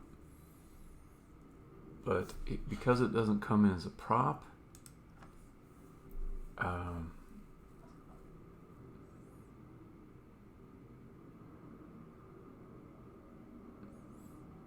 because it doesn't come in as a prop, it won't trigger a re-render or use state variable. So what I'll do instead is I'll go ahead and pass in a value. Is test running? And let's alphabetize.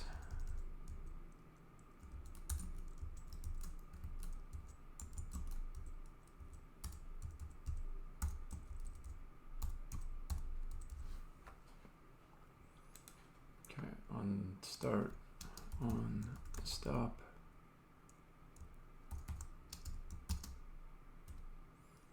You know what, this is really wordy. Let's just do function. It's just not very legible, and I just don't need that level of specificity. Okay.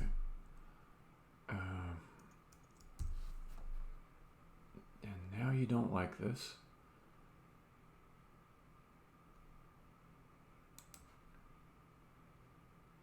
Okay. Type empty callback.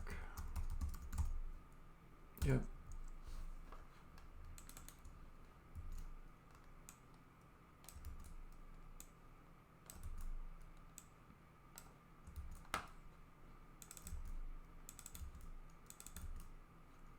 Okay.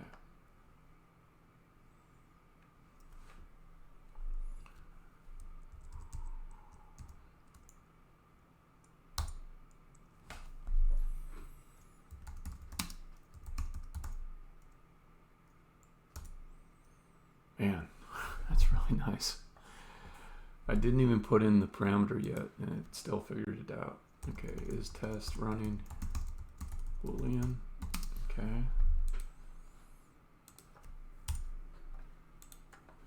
And we say if it's running, then we're going to have this text of stop. If it's not running, we'll have start. Okay, and then this can be replaced with a toggle button.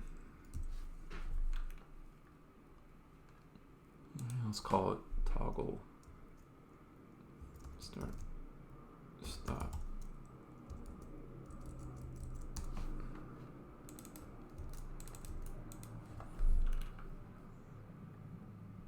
Okay, so then here I need to pull in my extra props. On start, on stop.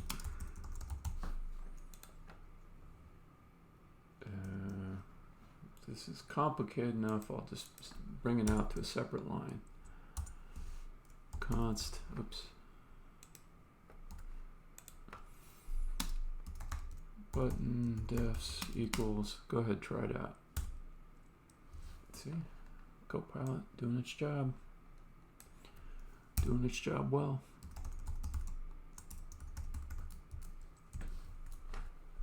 Okay. So this is not being red squiggled. The order is correct on change face, on start, on stop, disabled. Okay, that's correct.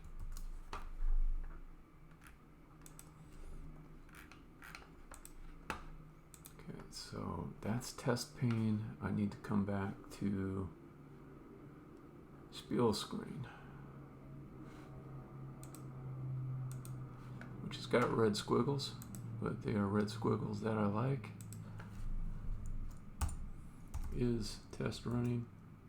Yes, like that. Okay. I feel like I'm forgetting something. I probably am. I think that might be everything. So let's just come over, see what's here. This guy's not centered because of a hot reload.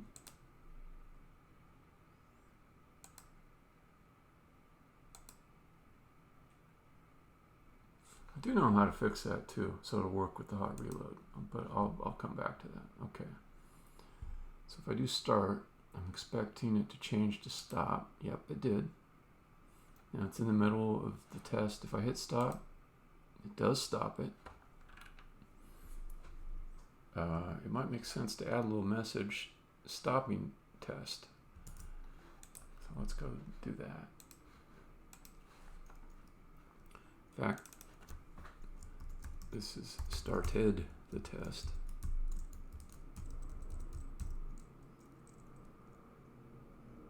And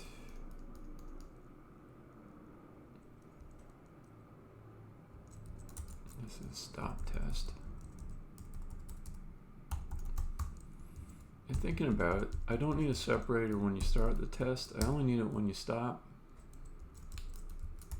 And that'll look nicer than having a separator bar at the very top. So let's do that. We'll go ahead and clear that. Okay, we'll do a stop. And it's got the little separator there. Start again. Good. Okay.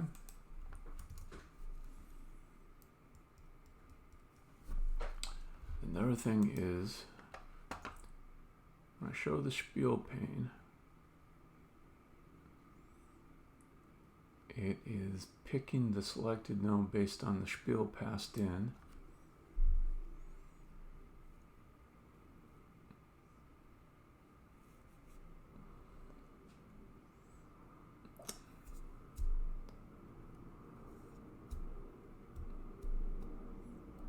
But it could, while it's running, show what's coming in from elsewhere, from the test running. Okay, so if we say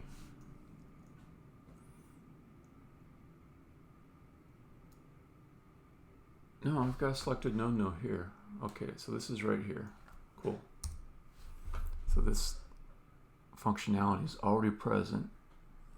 I just need to do something like, let's see, if is test running, just for now I'll put 3. Otherwise, we'll take it from the latest revision. Okay, so what I'm expecting to happen is after I click start, this selection box will go to the down here. It does. And then when I click stop, yeah, it reverts to where I was previously. That's good.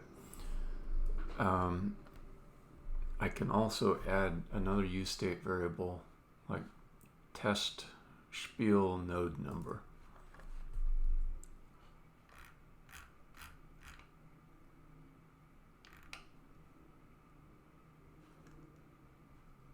Yeah, let's just sort these.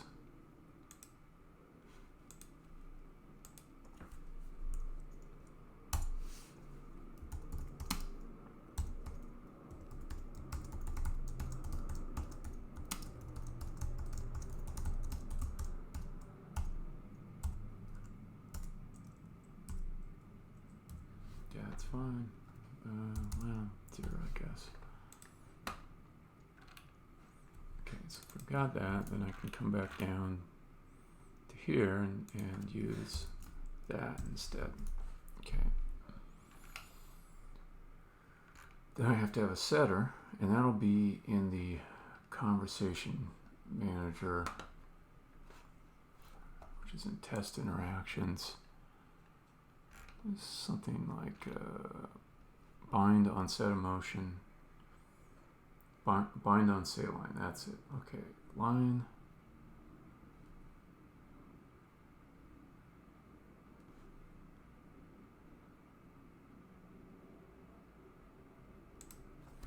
All right, that does get trickier.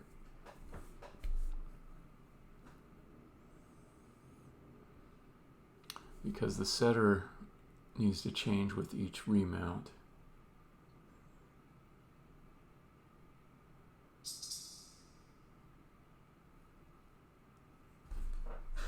But the way I could do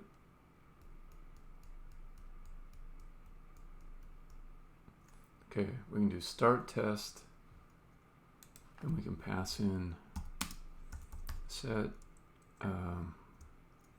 test no test node no function. Okay.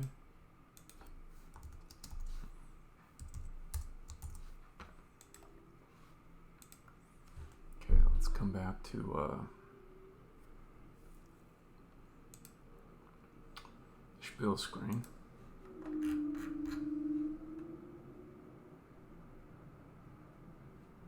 Let's call this test node no. Just keep it a little bit simpler.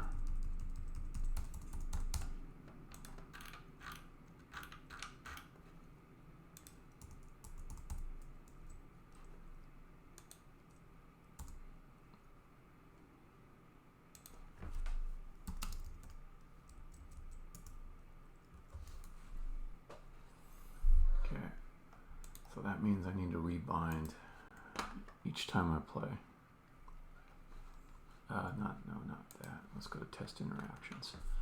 So we start the test and then we just bind.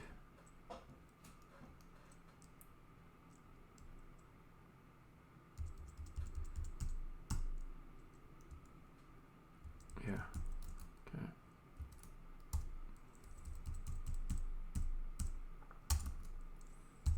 Okay. I should make this inline function a separate function that's outside of it. Let's do that. A function on say line. And it will take the line, but it will also take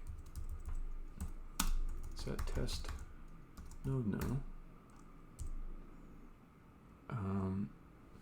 I think I want to modify the conversation manager to pass in a node number as well. That's easily done. Set test node no, and then that's going to be the node number.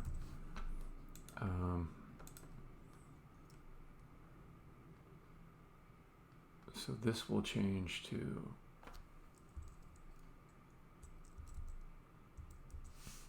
node no number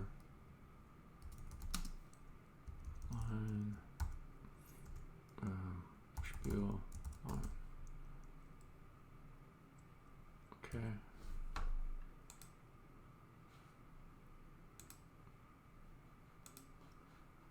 Oh, you're getting confused. All right. And then I want to curry that to call on say line.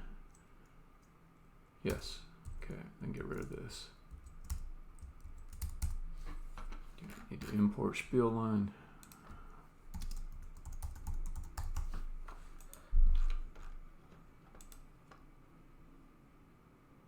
And it's complaining that this doesn't match the signature.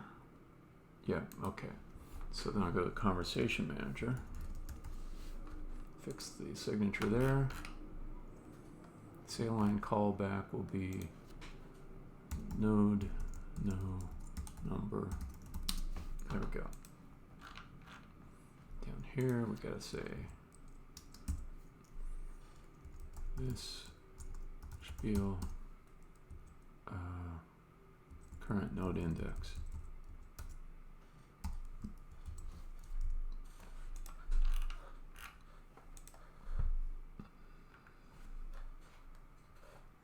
Come back to here. The squiggles went away. I think they did. No?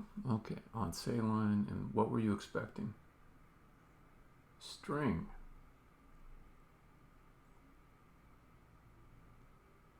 Okay.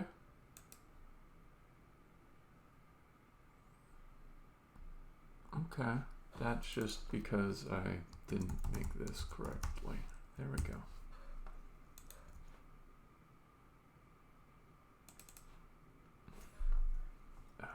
Okay, did I get that right? Did I get that right? Conversation manager should be passing. Yeah, spiel line. Yeah, okay, cool. That just means that this needs to be line. Whoops. Line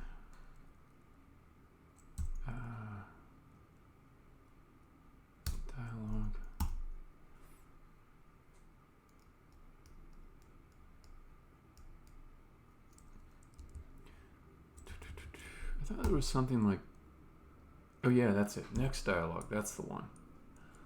And that will return a random selection of the line if there's more than one. Okay.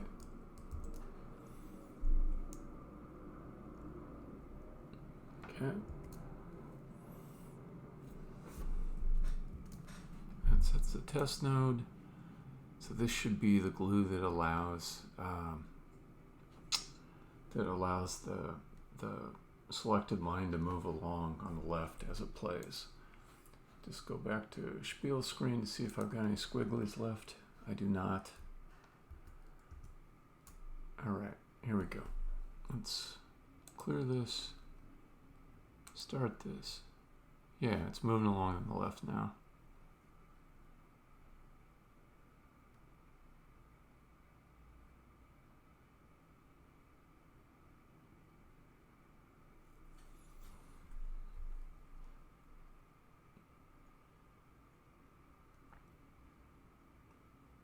Cool. Stop. Bam. Okay. I saw something that was bothering me. What was it? Oh yeah, this was the formatting needs to include the character name at the front of it. So I'll go back to here, add text, and it's going to be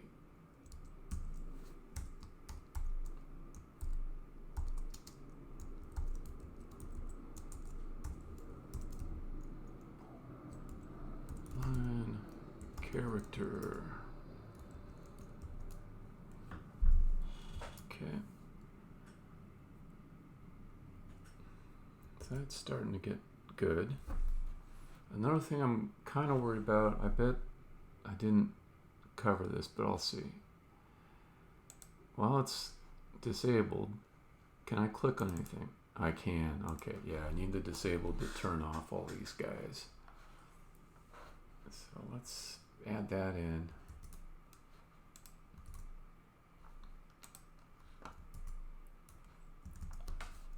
Spiels pane. Spiel pane. Okay. The spiel pane has disabled passed in as a prop. Question is, does it pass on to other stuff? Yes to these two views. I'll just work through them. Spiel nodes view. You have a disabled property. You do, right? Yeah, you do. Okay, in your rendered elements, are you passing it? You are. To each spiel node view. Cool. So I'll go down another level. Spiel node view. You have a disabled property. Are you passing it? So here,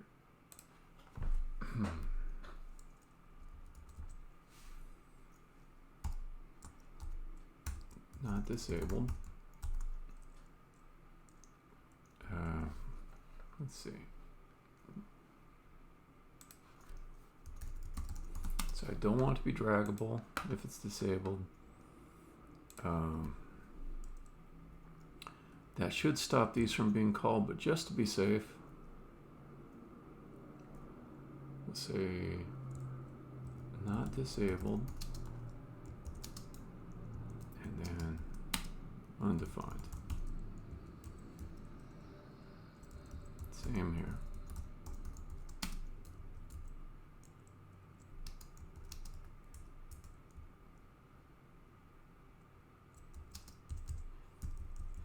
And not disabled.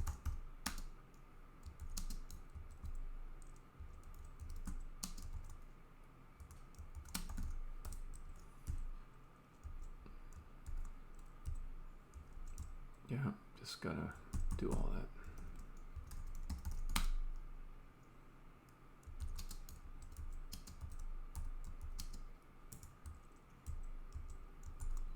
Okay.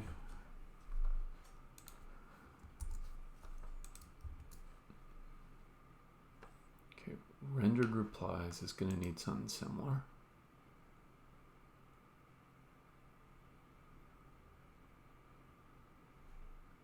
Okay, that looks pretty good.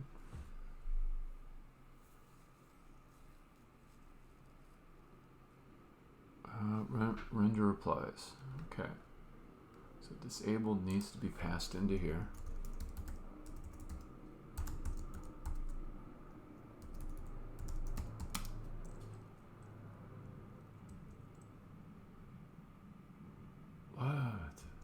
What? Oh, yeah, the first one can't be. Okay, gotta put that at the end. Because it doesn't like the first parameter to be potentially undefined. But you can put it at the end. Okay. Spiel reply view, we just pass disabled, that's all.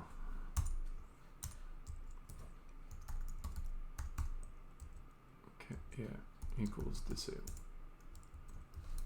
Okay, then hop down into spiel reply view.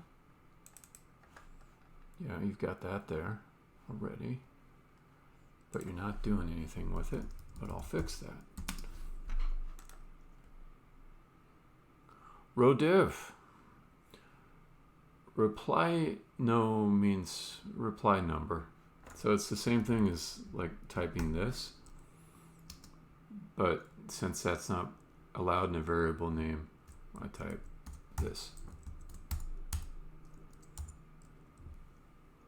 Yeah, exactly. It's just an abbreviation.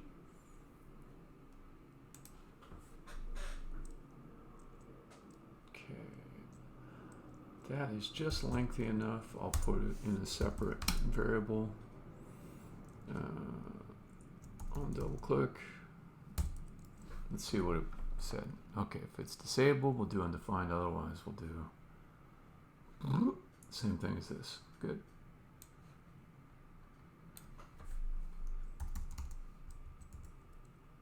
Okay, and that probably fixes it. Probably fixes it so I can't edit the spiel while the spiel is playing. Let me check that the root replies are passing disabled true. Yes, yes, yes. Okay.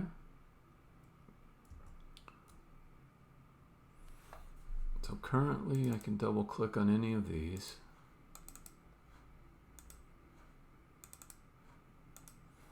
Okay, let's add a reply so I can test that too.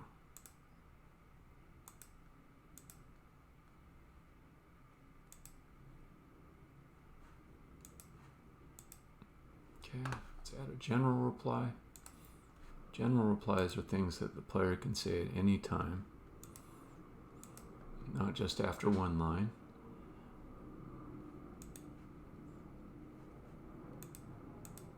And they show up down here. You can double click on them and then you can edit them. But I don't want any of this stuff to be editable, changeable, draggable while the spiel is playing. So if I do start from here, this is disabled up here. I can't do anything with these. Good. Ooh, I could edit a reply. So there's a bug. Okay, editing a reply still needs to be disabled.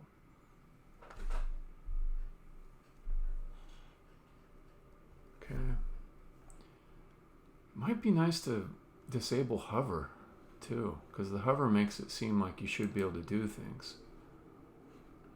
Huh.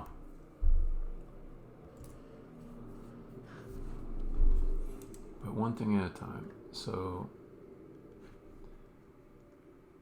spiel reply view, it gets disabled passed in.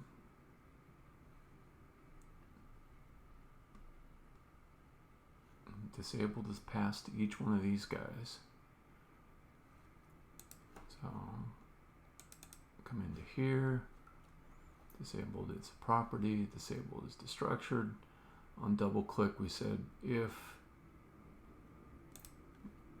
we're disabled, then don't do anything for double clicking. So that's weird. That's weird. I would have thought that it would have disabled it.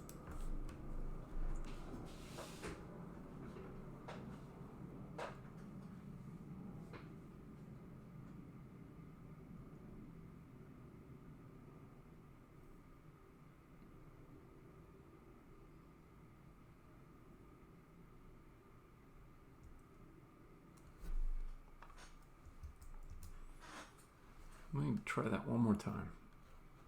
Well, actually, it's still technically playing. It's just in an idle state. So if I double click this now, okay, it does bring up edit reply. So probably I want a breakpoint. Where would I set the breakpoint? Just on the spiel reply view.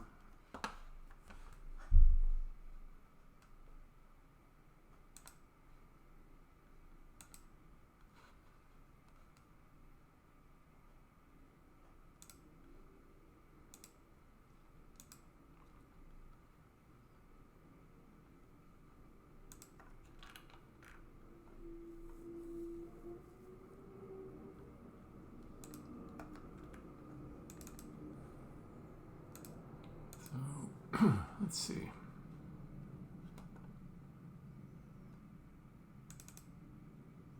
Okay, are you disabled? Are you disabled? Undefined. Okay. So here, the prop that's being passed in is, oh wait, I gotta step in one. Step in one line to get it destructured, then let's see what it is. Disabled. Still undefined, okay. So on double click, handler will be set to allow that dialog to pop up. So then the question is, going up a level, spiel node view.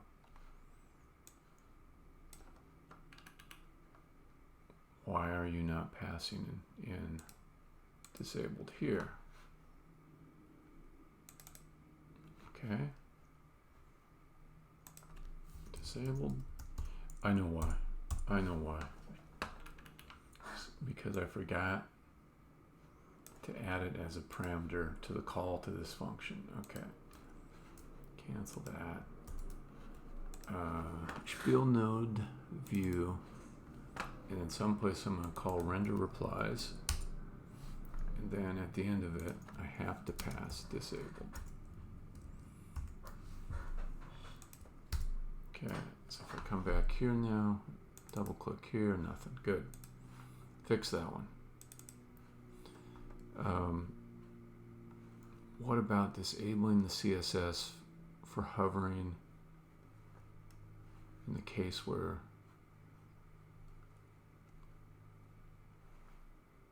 this is all disabled? Okay.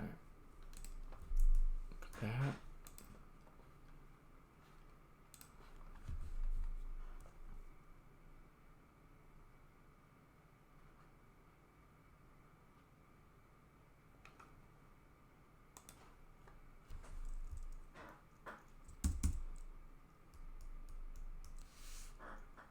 Okay, I'll say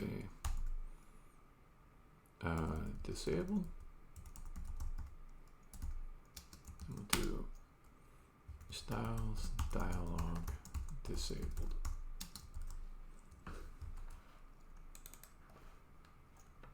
Okay, where's my dialog? Wait a minute.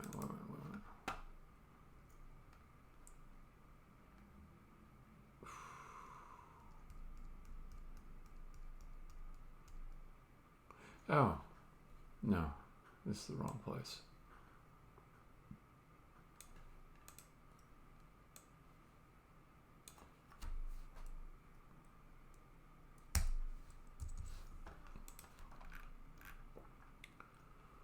Class name.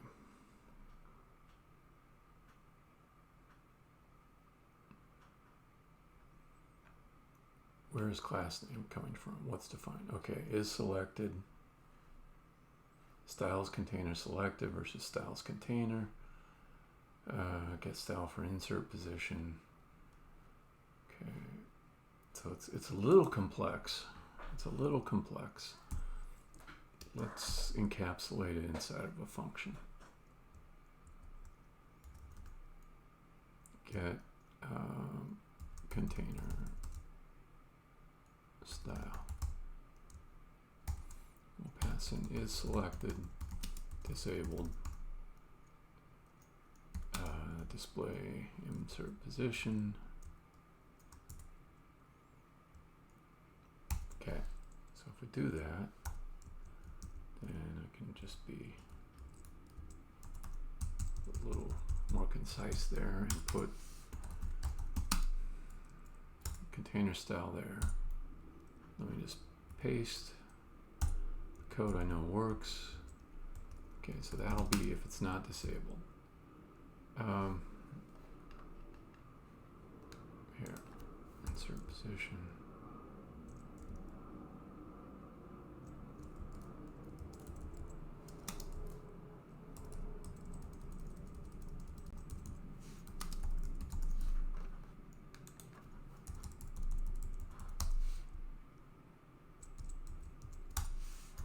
If disabled, yeah, that one. Okay. And then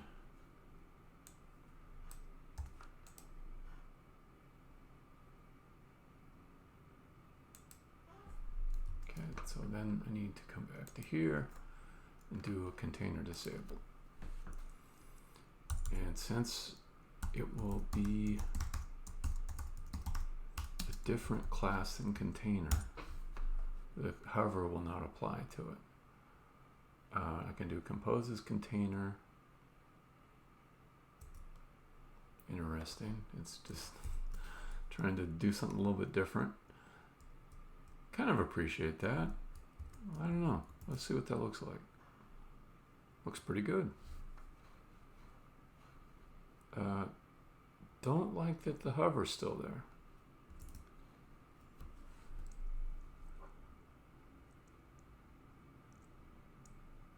I would have thought that I would not get anything with the hover.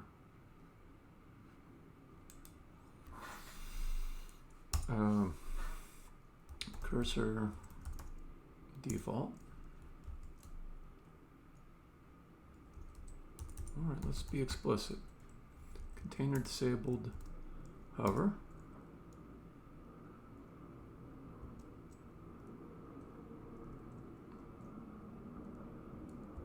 What if I just say nothing? Okay, is that gonna... Why? Why? Okay. How does it get hover applied to it? Let's inspect. So I've got one... Okay, this guy. Okay, draggable false.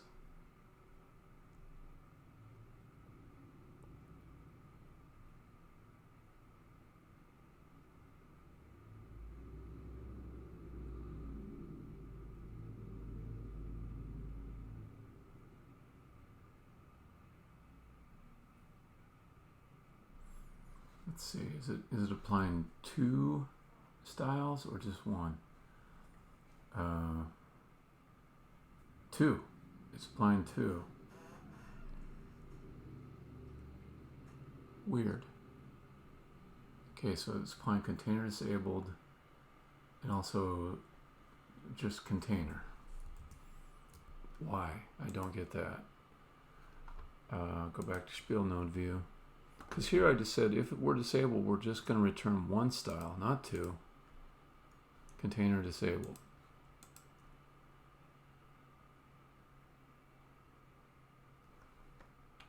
Class name, it's just class name. So that's a bit of a mystery to me.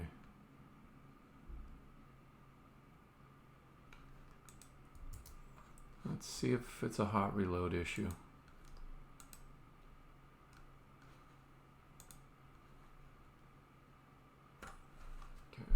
Start, and then I still got that stupid highlighting thing. Also, I lost my selection CSS, which is not helpful. But why the heck is it applying? Why is it applying the second style? What is the code? Maybe it's because I said composes. Maybe composes generates that extra declaration. That seems likely, to be honest. So if I come back to the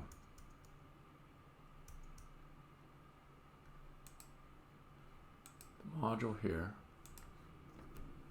let's see, background color,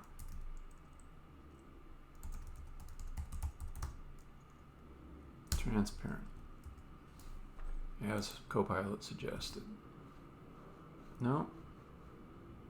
Okay, so it's not applying that. If I remove the composes, and if I remove the composes, then I need to also do this other stuff. Pointer. Okay, there we go. There we got it. All right, so that's the lesson for me. Composes does not create.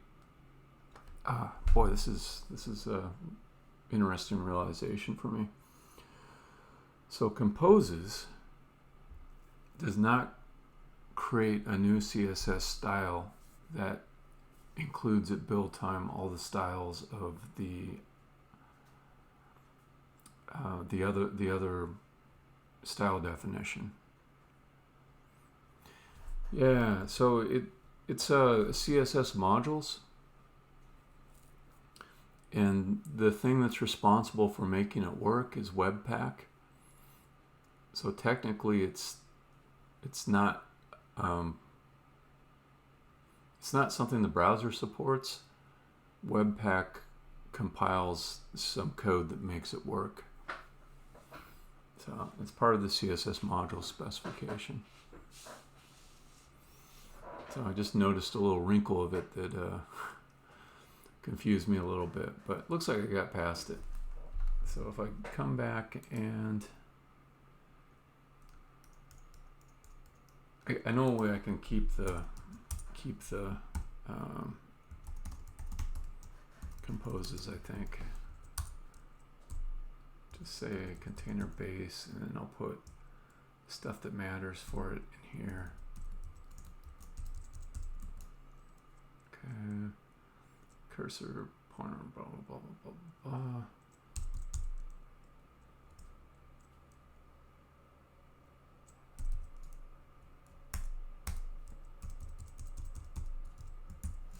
Composes, container base, the only thing it has to change is that pointer. Then here I can say composes container base, and then just have the differences. That way the hover would be associated with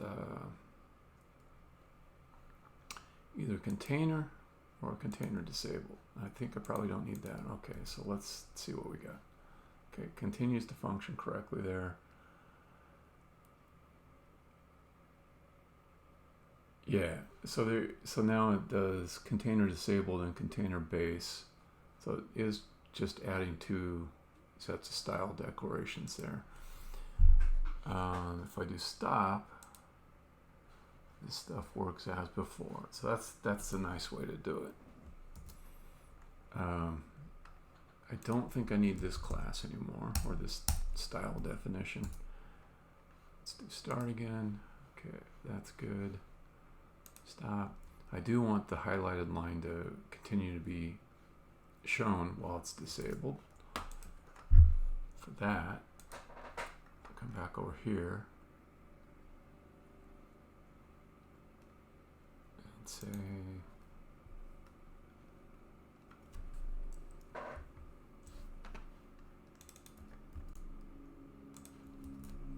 selected, styles container disabled, styles container disabled selected. Okay, then make a new disabled selected.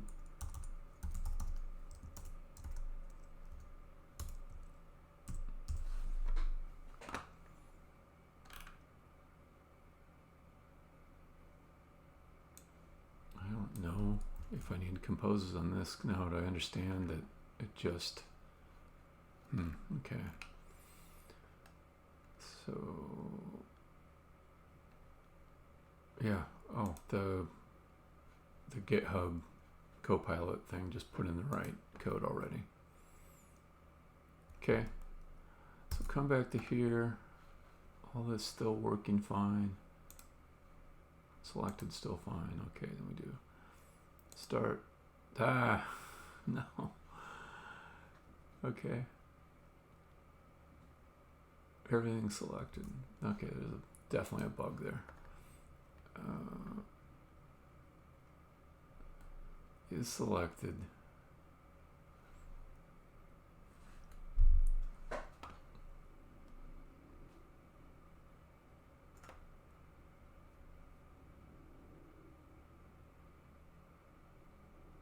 Oh, I got them in the wrong order. That's all.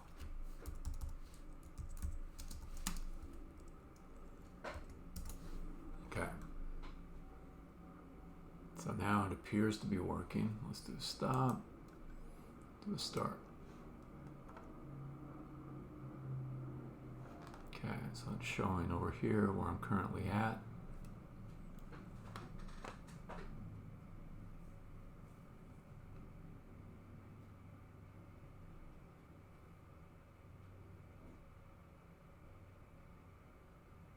Cool.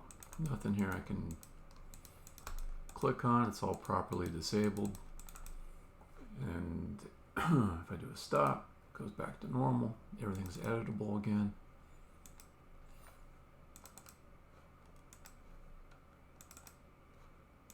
Okay, so that's a good set of changes to commit.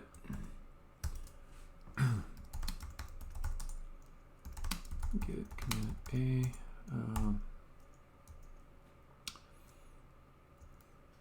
Selected line updates while test is running.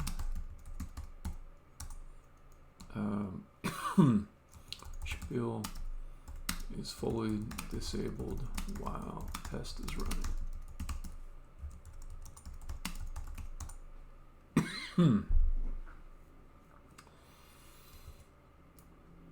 All right, this might be a pretty good place to stop my stream and go get some lunch and stuff.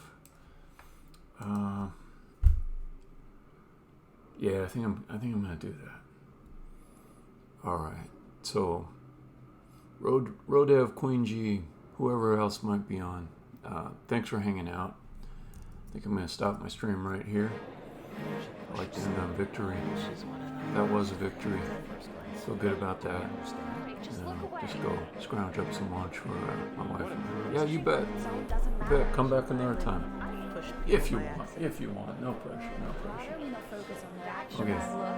Stopping the stream. Stopping the stream. Stop. Stopping it.